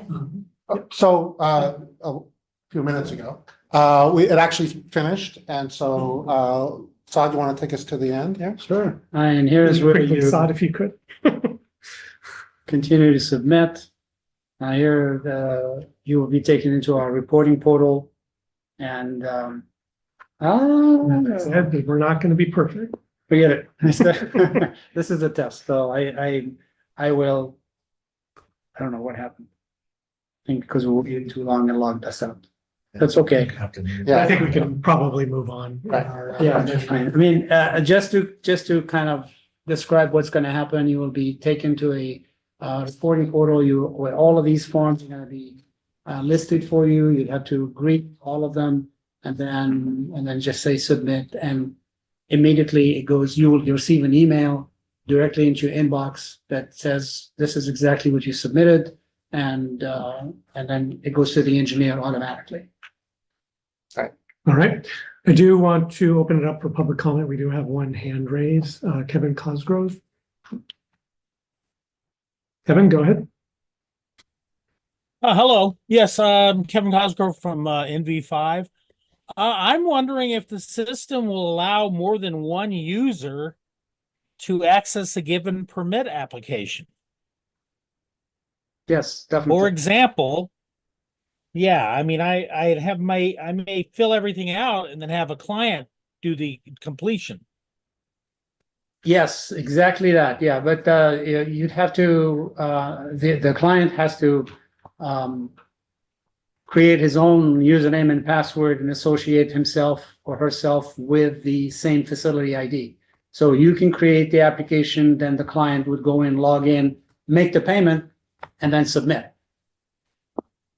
Okay. Yeah, I just worry about that because I've had problems with other systems where they didn't allow that, like EVQ Yeah, and no, things like that. So you're allowed to do so. okay, and one other question, the location designator, the little pin, should that be the actual location of the stack, not the equipment?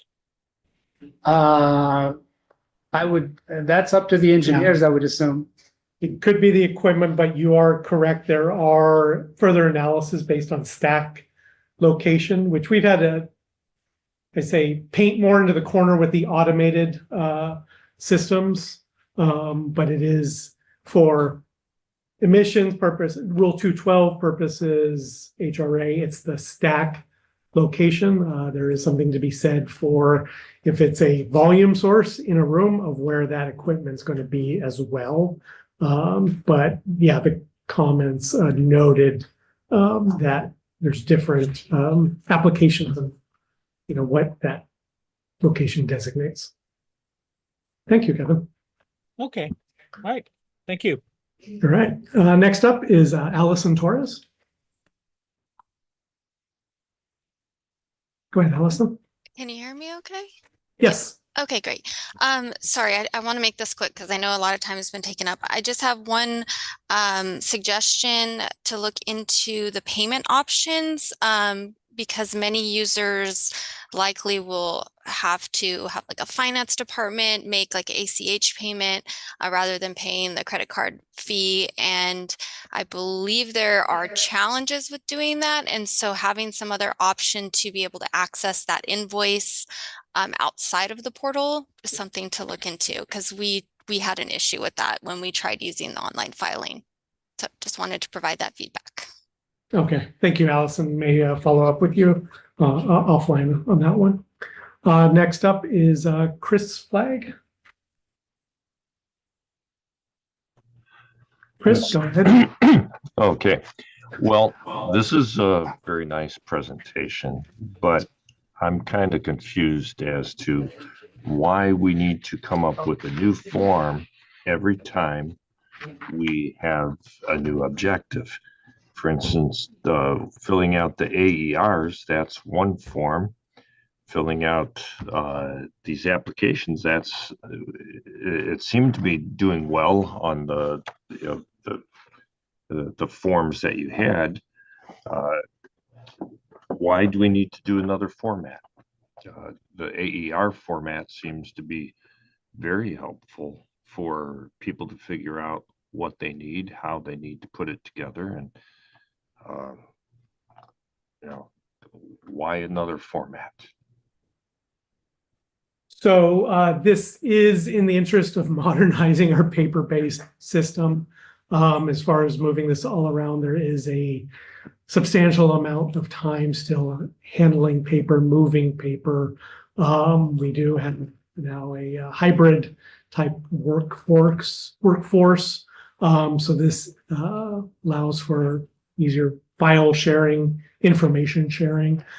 So it was in the interest of that under our permitting enhancement program that we're still working with a very aged permitting system when we're doing that. And there will still be a paper option. That's always going to be something. So that is where that came from, Chris. Thank you for your comment. Next up is Steve Jepson. Steve, go ahead. Hi, Steve Jepson with Clean Water SoCal. I'll be super fast because I know you want to move on. For the EPA certified box, and I would also request that there's a EPA compliant box. Okay, point noted. That is a new angle for the Tier 4 engines. Thank you. All right. I don't see any more hands raised. Do you have any comments in the room? Any comments that are remote? Oh, sorry. One more hand just popped up. Don Nguyen. And then hopefully close the queue after this so we can move on our agenda. Don, go ahead. Thanks, Jason. Can you guys all hear me? Yes. Yeah, so really fast, just a couple quick things. On the file types, are all file types accepted? PDF, Excel, CSV, that kind of thing. And then size limitation. It seems like, it was processing. Is there a limitation on the size of the files? So not all file types are accepted, but the majority of the main file types like PDF, Excel, and so on are accepted. On the size limitation, Currently, the size limitation is about 10 megabytes per file, but we can increase it if we see the need. It's not that big of a deal. But yeah, all types of file, except for executables and DLLs, we don't allow those to come in because those can affect the databases. Great, thank you. All right, thank you very much. Want to thank IM staff developing it. Looking forward to working with the task force, the public on the rollout. We still have a lot to go, but like I said, we wanted to present this here so you knew what was coming, what we're working on down the line. Definitely going to be a chance for testing and a lot of input, I'm sure, as you think of all our forms that we have in our system. But I do want to move on in our agenda very quickly. Thank you very much. If we can switch the Actually, I don't think we can have, there we go. We're gonna move on to discussion on best available control technology. These are items brought forth by our task force with the interest of streamlining our permitting system and the things associated with permitting, but want to hand it over to our task force member, David Rothbart, to introduce these questions for discussion. Thank you. Appreciate it very much. At least the questions we posed, and appreciate having many meetings to deal with the questions. But the intent here is, here are some questions my members, myself, my staff have had as far as things are not clear. When you go to a permit, you have an application, here are things that would help to have consistency and clarity to avoid the back and forth. That's kind of the intent of the questions I have. So on BACT, the first general question teeing this up is, as far as how BACT is established, we have a BACT SRC that some of us sit on, including myself, where determinations come, there's feedback, and then the district adopts that determination. Other air districts have BACT determinations, but frequently we see through permitting, there is inconsistencies with that. So the question really is, do we have a streamlined process to determine BACT? And if not, how do we do that? And one example I'm going to give is something I'm getting more and more feedback on is, for example, the emission factor, what BACT would be for plasma arc cutting. Where an example is, we're recently told, hey, the emission factor before you apply BACT is you cut 1 pound of material, that whole pound goes to the air. And we've asked, like, well, what's the basis for this? And we're not able to get that documentation. So this is just an example of, it seems like we should have at least clarity on what the policy is. And if it's something that's dealing with BACT or something that impact how to comply and get to BACT, that should be something that's vetted through possibly the BACT SRC. And certainly if someone has a question of, that's great, you have this emission factor, can you back that up? Because honestly, that assumption defies the laws of physics. So that's a really good example of, we should have that vetted rather than bog down the permitting process. So just stop there on that one. Just as far as bringing that up is like, there seems to be room for improvement on how we deal with BACT, where you go for BACT, and when you apply for a permit, it should be really easy to say, oh, here's what I'm doing, here's BACT, I know what to apply and what controls there are available.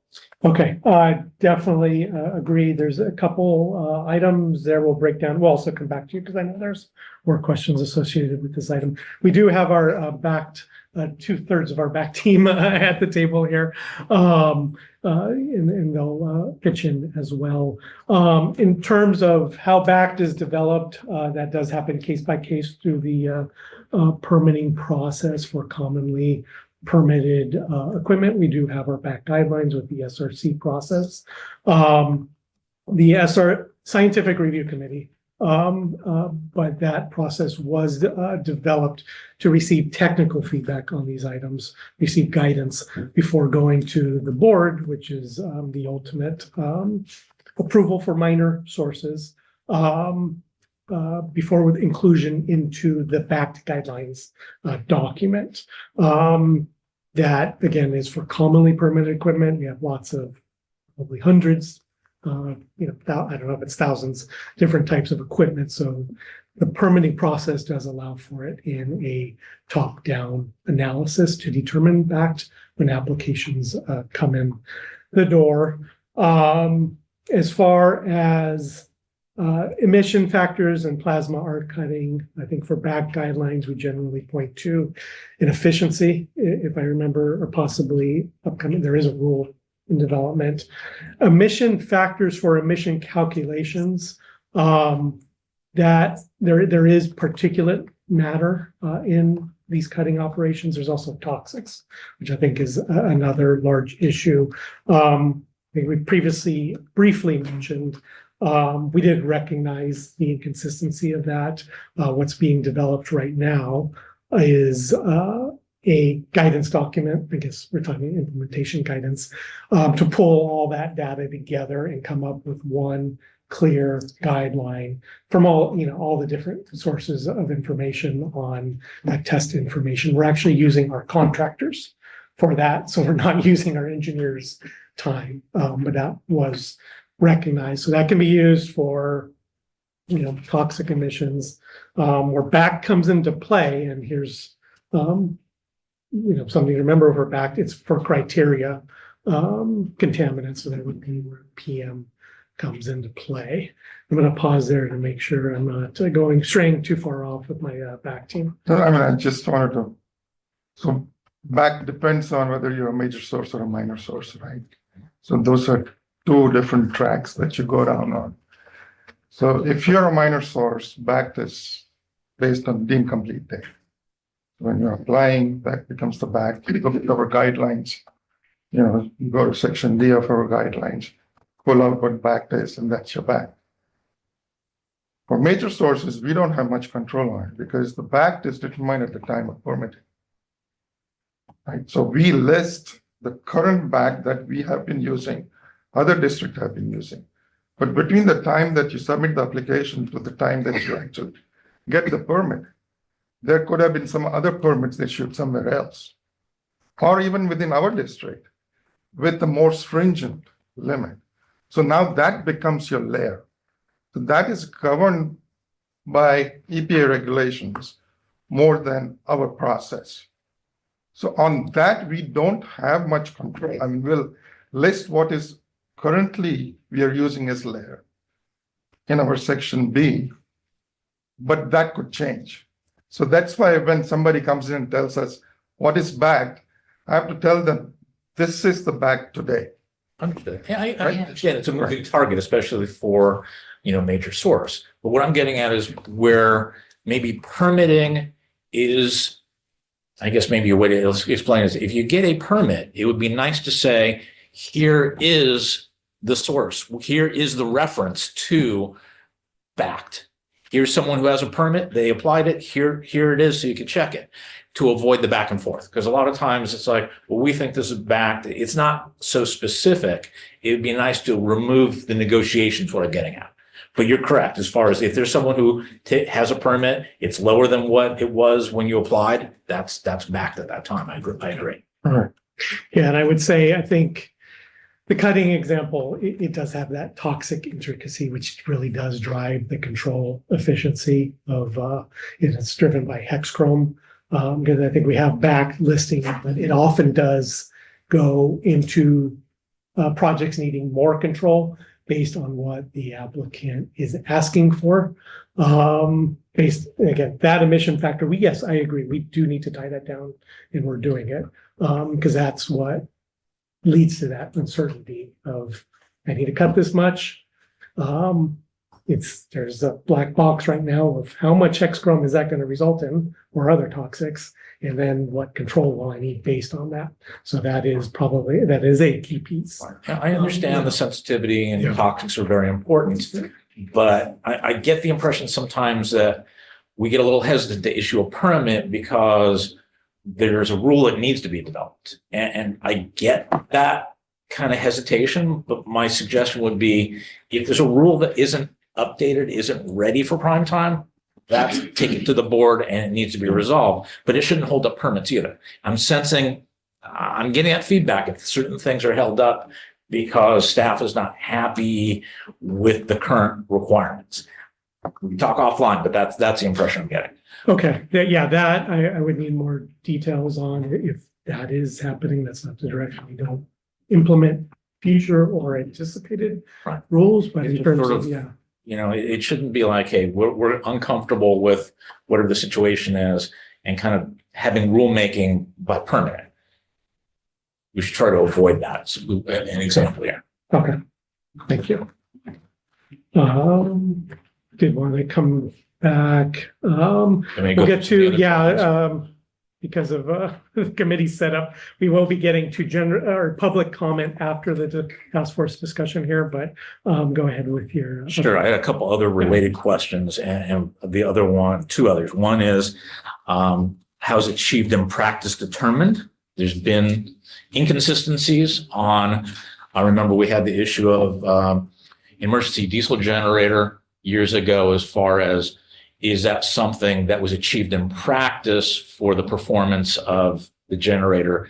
And at the time, I think Mosen said, well, we'll operate it for a year. Well, for a generator that only is used for a couple hours a year, what's the year?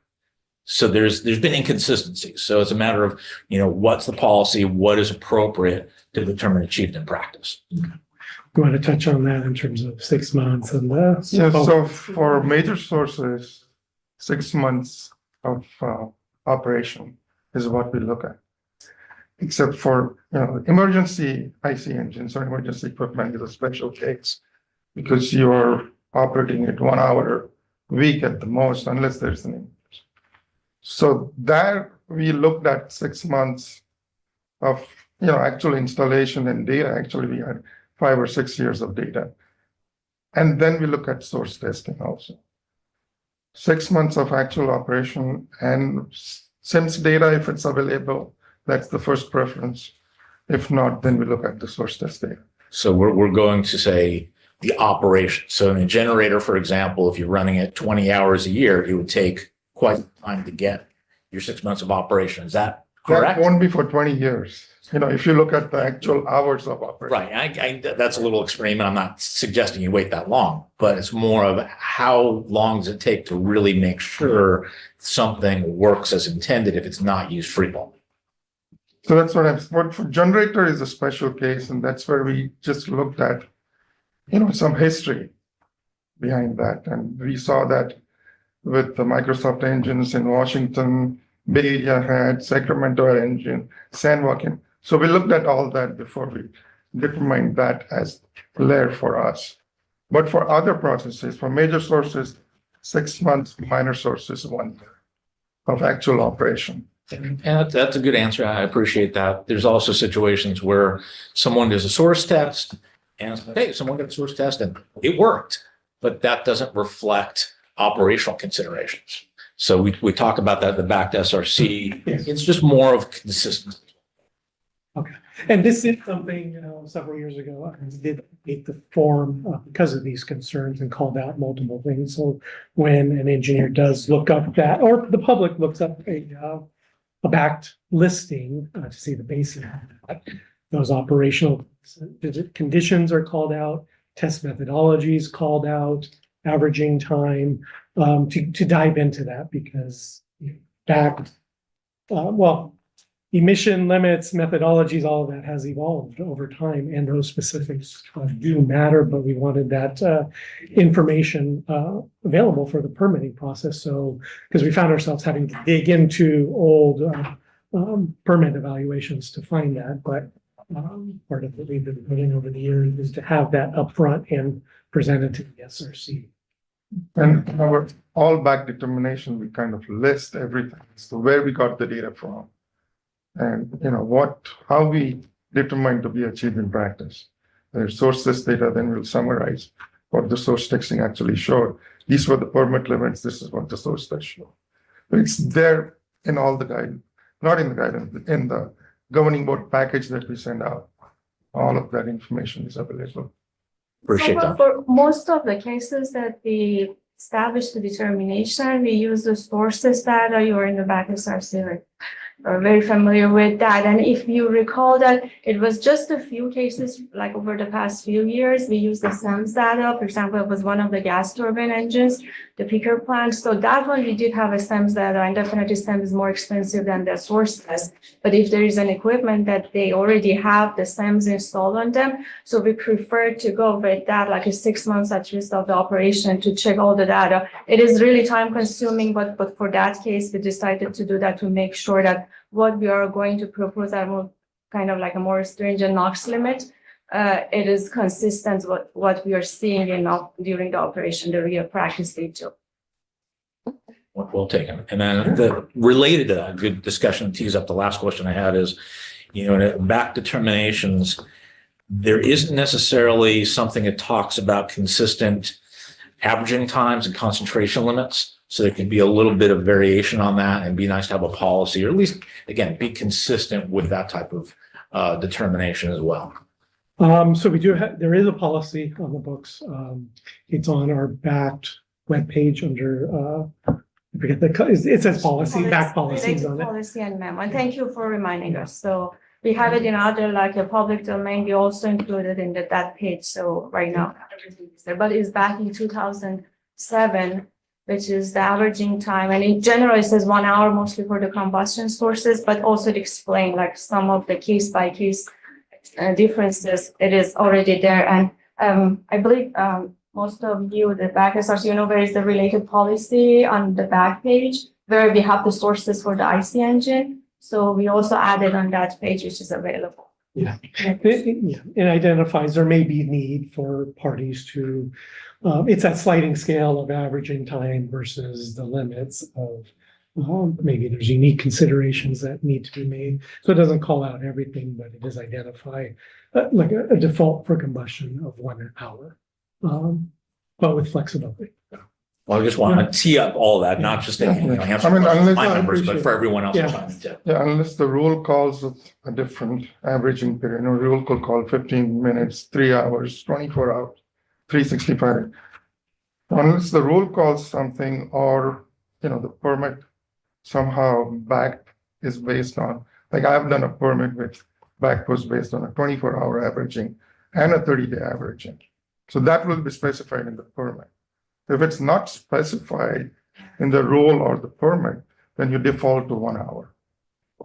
That flexibility has been super important in some situations. You don't have, you're on field gas, you don't have consistent BTU or. That was exactly the gas. reason. Yeah. It's That was really exactly, important. yes.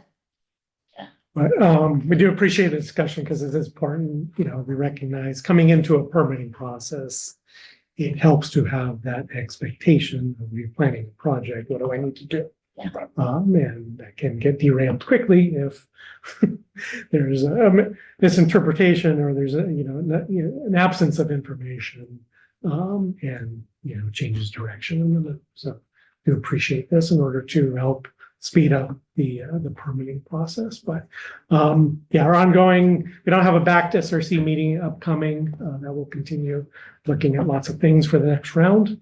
But for everyone, attending, and we'll get to public comments in a bit. We will have that in another public meeting, but do appreciate the discussion here. Let me open it up to public comment. First in line, I see Mike Buckhands. Mike, go ahead.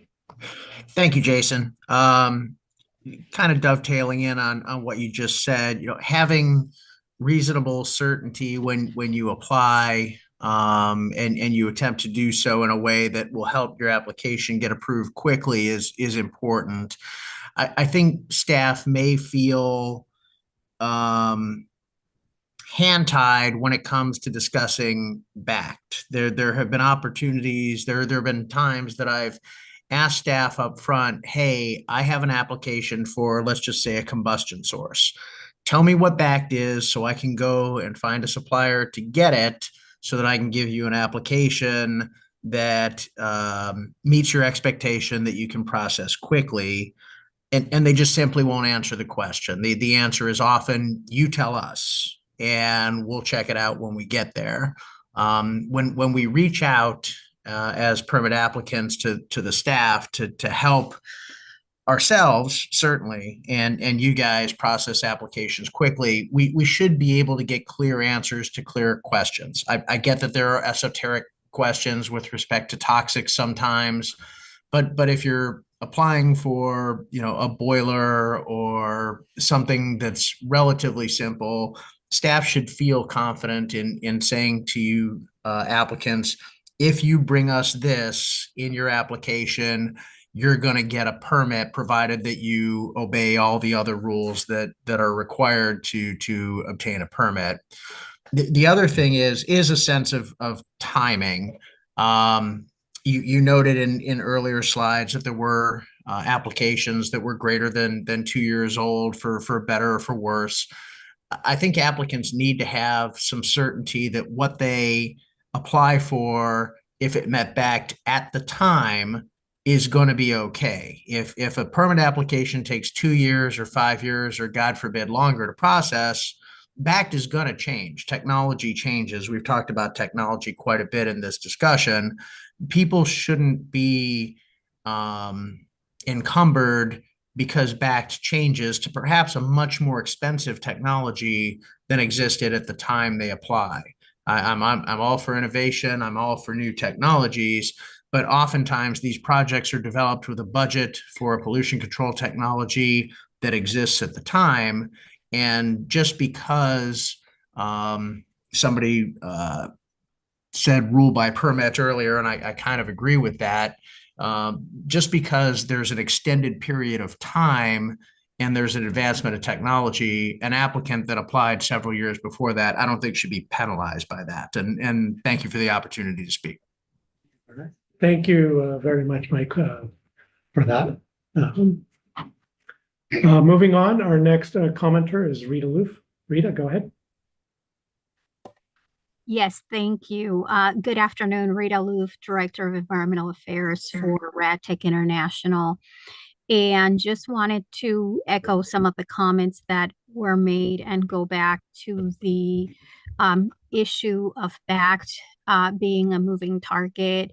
I'm on the BACT SRC committee, and some of the comments that we've heard is that, you know, the lack of certainty is one of the issues, because oftentimes BACT is decided by the engineer when the permit is in front of them. And maybe there is no SRC meeting in between. So I think maybe creating a process where the public is notified, the businesses are notified when that determination is made. So if an engineer gets a permit application and they look at existing BACT, but they realize the federal level is more stringent, or, you know, for some reason there's a new BACT standard that they want to apply to that particular application, maybe creating a process so that the public is notified a new BACT determination has been triggered here, because I'm not sure there's a process for that currently. Thank you. Thank you very much for that, Rita. Actually, so the BACT process does, you know, allow for those case-by-case during permitting. So we're not waiting for SRC's meetings to act on those permits. But actually, you bring up a point there that I think we're kind of looking at. What we are looking at internally right now is identifying, you know, what goes to the board and when. And in terms of federal requirements, layer is not board approved. That, you know, as Bhaskar indicated, moves along. So that's something we're actually identifying, is dissecting of what we can move forward and announce, make publicly available, and when.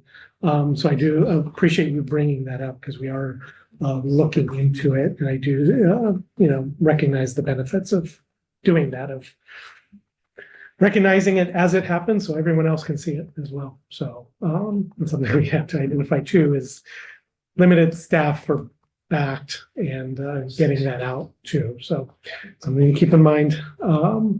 Next commenter, Mark Abramowitz. Yes, thanks, Jason.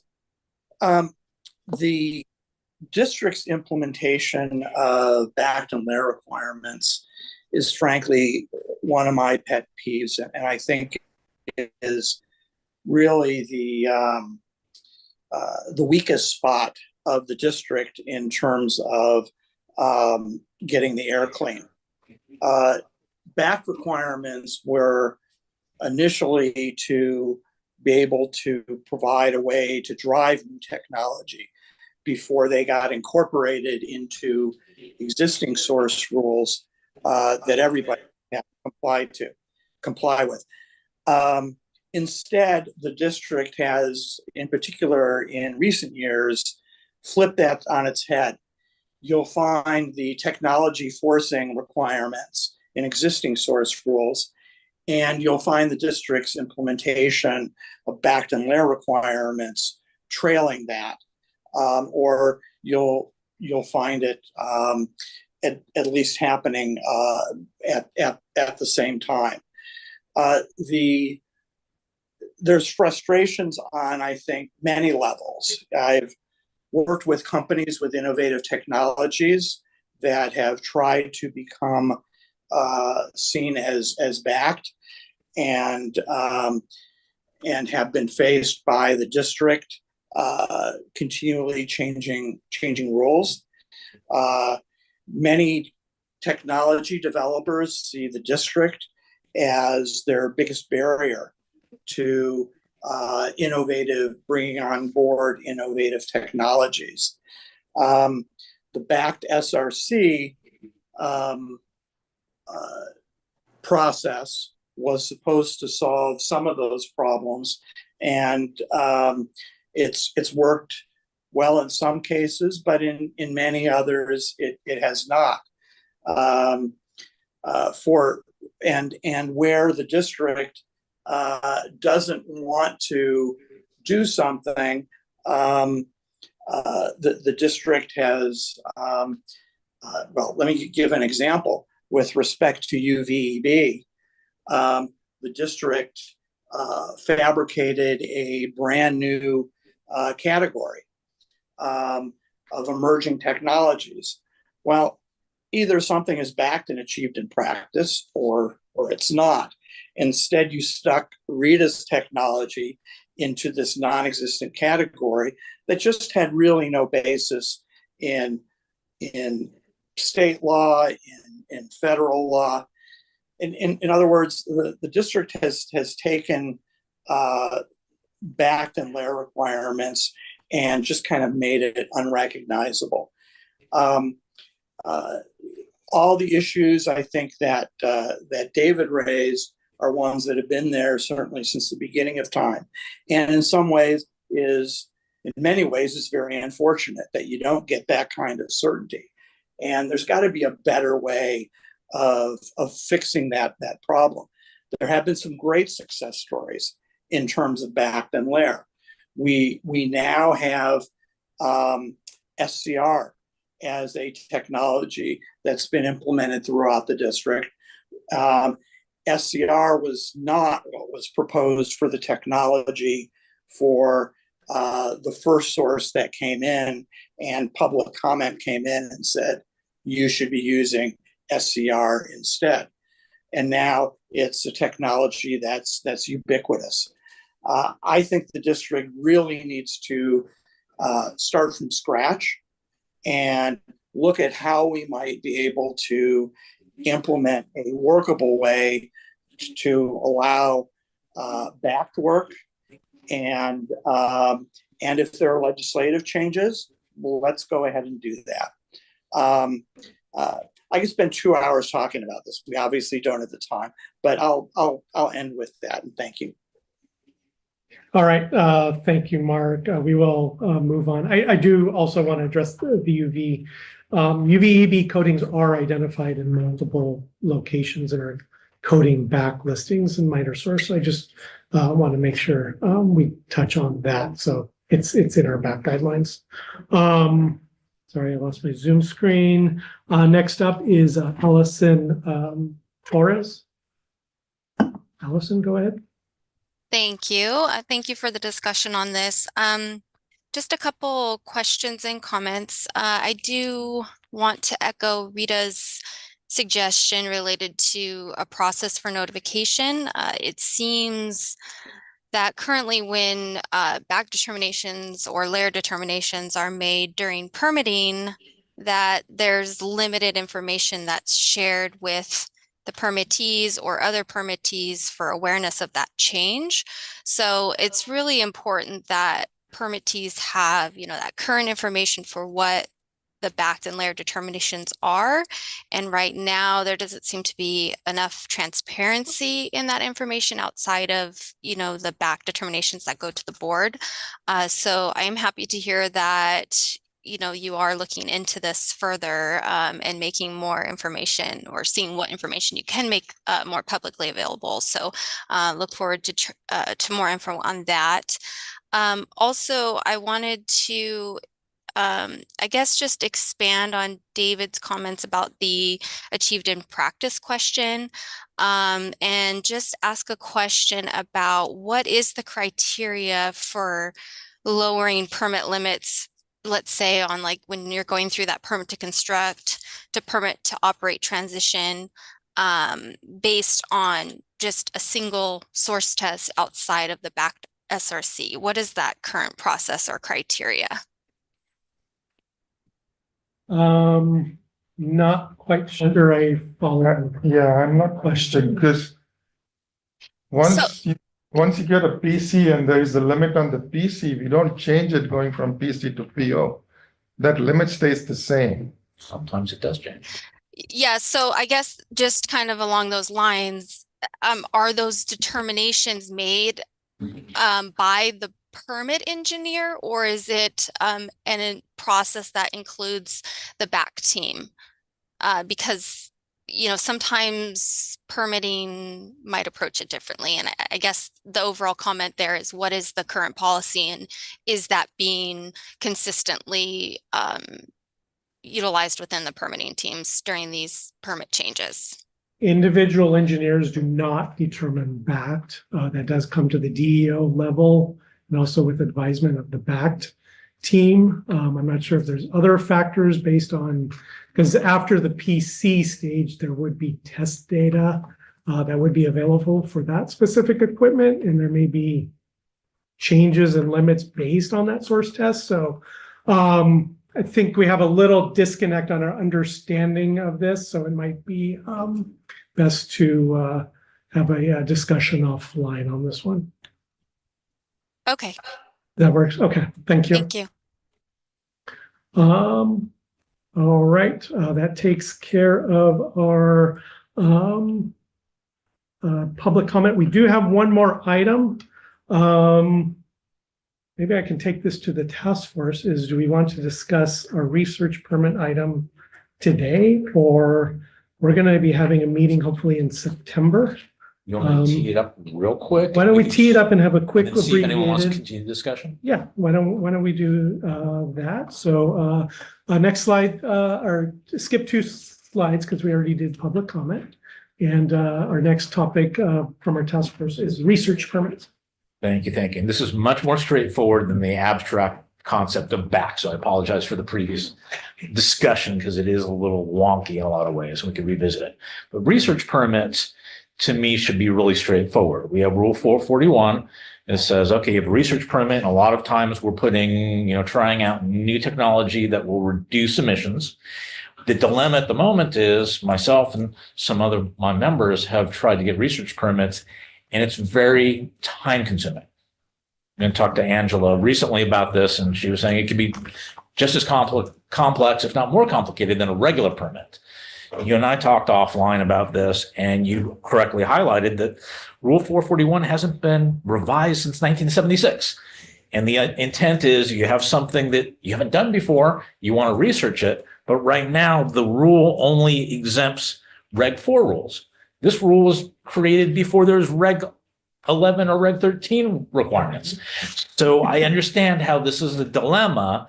And just teeing it up, you and I talked offline, is maybe we need to open up the rules. So if that's the solution, I just wanted to tee that up. If everyone's like, we have a problem with research permits, maybe it's something we all could work together and say, let's open up the rule. I will say in terms of, you're correct with 1976, the rule's about to get a membership card from AARP. But it is one of those rules that did not factor in a lot of what we do today. Something to take into account too is research permits are not always emission reductions. There's a lot of time new companies, new technology that want to be brought in. So they are emission increases, but for everyone attending, that means new source review is triggered, any applicable Reg 11 rules, and those limits need to be assessed for. And then also toxics. I mean, we had one that was going to be something new, but it also was going to release benzene with near houses. So there is importance to that. But again, it's that discussion of we have old rules. Some never even considered present day industry or permitting. And I think we see that in several rules, maybe 90s and before. So it's potentially not just 441, but what else? I think your industry deals a lot. 431.1 is on rule forecast calendar. There's a lot of discussion that happens with that. I think use the word haggling, but it's that back and forth. But is it something that could be better addressed in a rule and facilitate permitting? In general, the concept of if there are rules that make it harder to permit, we should be identifying, here are the rules, let's bring it to rulemaking, bring it to the board. Listen, we need to make this clear so we get permits from it. Yeah. So this is a fairly straightforward example of this rule is really outdated. Yeah. It sounds like it'd be helpful for you to update it. Yeah. In terms of volume, we don't get many research permits, but maybe I see council cringing. So let me. No, just responding to the idea that it wasn't a wonky topic. Rule 441 is a SIP approved rule. So it threaded the needle in some ways back in the day where it may not do so today. And so it has certain advantages and strengths as we have it on the books. And it may be opening up extra issues if you look at it again. And fair enough, but the dilemma is if you have something that would, maybe it's saying, restricting it to, we have to prove there's no emissions, it's reducing emissions, some kind of trigger saying in that case, you can get your permit right away. It shouldn't take years to get a research permit because it's limiting the ability to advance technology the way it is now. So I will make a comment, David. I mean, when we've Yeah. gone down that road, they basically take the same amount of time as a normal permit. Yes. I mean, it's the same analysis. And so at various times, we've been convinced that that was not the appropriate route, and because of that very reason. But And yeah, there are some projects that just go to regular permitting beyond the research, because you do have to develop a research purpose to advance state of the art, state of knowledge, versus regular permitting is straightforward, but the same sans rank 4, the same analysis is there. And add in rule 4 or in public nuisances. I think, did you have a question? Or? I was going to say, we've done permitting under 441 and it doesn't have to take that much time, but you do have to go through all the same things. They're all the requirement. And, but the back determination, the uniqueness is it's a very short period of time. And for toxics, okay, we're going to operate it for 2 weeks. Okay. That's a different back determination than, otherwise. So it can work. So I think It can work. Yeah. It's just not working now is the point. Okay. That's a different issue. Council's caution on the Yeah, that's a good. intricacies. That's As a SIP approved rule and would open up, but you can maybe discuss options there or any other rules that may be having long drawn out permitting discussions. Yeah. So. But ask that this subject come back rather than. I agree. Maybe if we can test the task force with some homework on any other rule issues, we can continue this discussion. Sounds good. Great. Pause, go to public comment. I do see one hand raised from Mark Bromowitz. Yes. Just because something is old doesn't mean it's time for replacement, as my wife tells me all the time. I've had experience with getting a 441 permit for a client. I'm just not understanding David's problem and what could or should be fixed with it. As I think somebody else mentioned, it just goes through the same type of process. It's perhaps not as tough because you're not looking out far into the future. It's just to see what sort of results you're going to get. So I'm not sure how you'd fix it. Okay. Thank you, Mark. As agreed, it's to be continued. So we'll keep this on the table. We still have one more brief item or update or agenda item, excuse me. If we go to the next slide, I do want to touch on upcoming meetings, other business really quick. Got 2 slides next. So I did want to touch back on PEP. A lot of these are long-term items that aren't going to be completed in the life of PEP, but these are going to be utilized. This is modernization, so it's not just in these 2 years that we're going to utilize these. For PEP, we are going to be updating the board on September 6th. We're falling into a first and second half updates for PEP. And as I said, we do have those monthly reports. Please take a look at them, shows our progress. For permit, this task force, we've typically held them in the second and fourth quarter previously, but we are going to be adding more meetings. And we've also introduced this concept of permitting working group, where we really dive into the nitty-gritty topics. So we're expanding those. Through all of this, we're still we're encouraging people to please subscribe to the general permitting list, because we would like a one-stop shop where all our announcements, all our meeting agendas go out.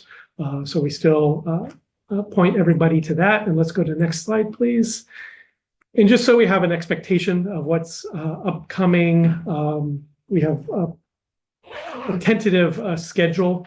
I mentioned we want to have a task force in September. We had one permitting working group in June. We're looking to revisit that focus of waste management in October. For December, and then March, May, June, we're kind of playing it by ear. It kind of is depending how these discussions are going and how we want to utilize them. And then in February and March, we're going to have PEP. We do have gaps in here because we do have 2 other reports and board commitments we need to make. But just want to let everyone know that here's what we're looking at for the year. So you have some expectations that we're not going to talk about something and then see you next year. This will be a continuing discussion. For instance, we talked about certified permit professionals. We're taking that back. We're going to have to bring that back on the ideas. So we'll do that during the life of PEP here. So just wanted to put this out there for everybody. And I'll pause there. Do we have any other business we Are all of these discussed? Brown Judy? Act things? Are the task- PWGs not?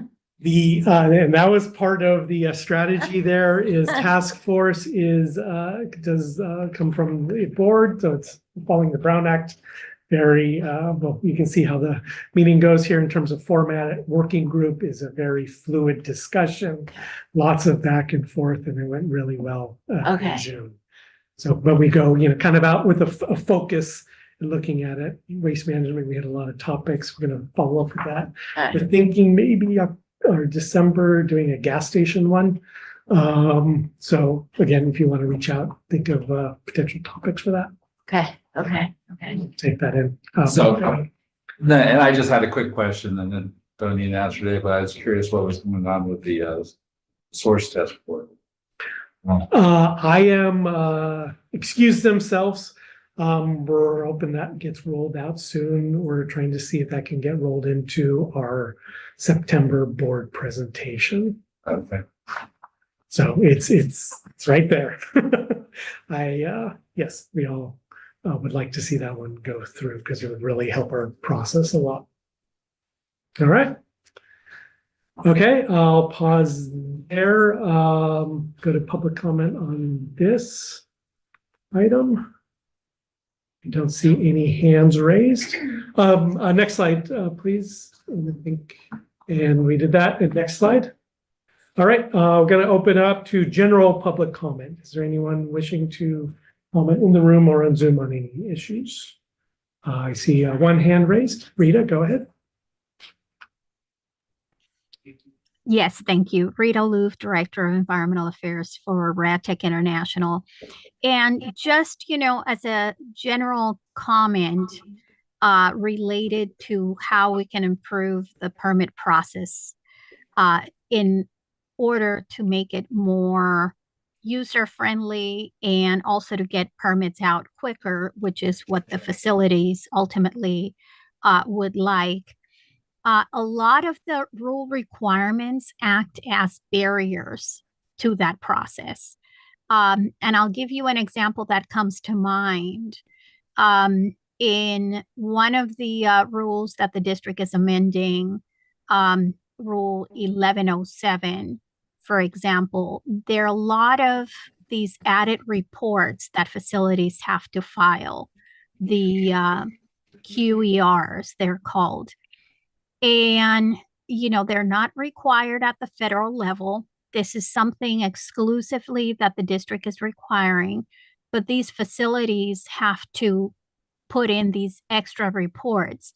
If you already have a permit, the district already has a lot of data on the facility. So we're really against any added burdens placed on facilities. And a lot of the times, they have to spend their time filling out paper rather than tending to their business. And that's why we're really opposed to that. So we hope that the district permitting team can kind of coordinate with the rule writing teams when they're putting out these rules. Thank you so much. Thank you for that, Rita. I'm not as familiar with those QERs, but I will take that back to our rule team. And we do participate in those rule making efforts and do understand the concern there. Check our Zoom. I don't see any other hands raised for general public comment. So that brings us to the end of our meeting. I do want to thank everybody. Was a extended meeting, but thank you for sticking around. And we will be back in September. But thank you very much for your attendance and participation as always. Thank you. Thank you. All right.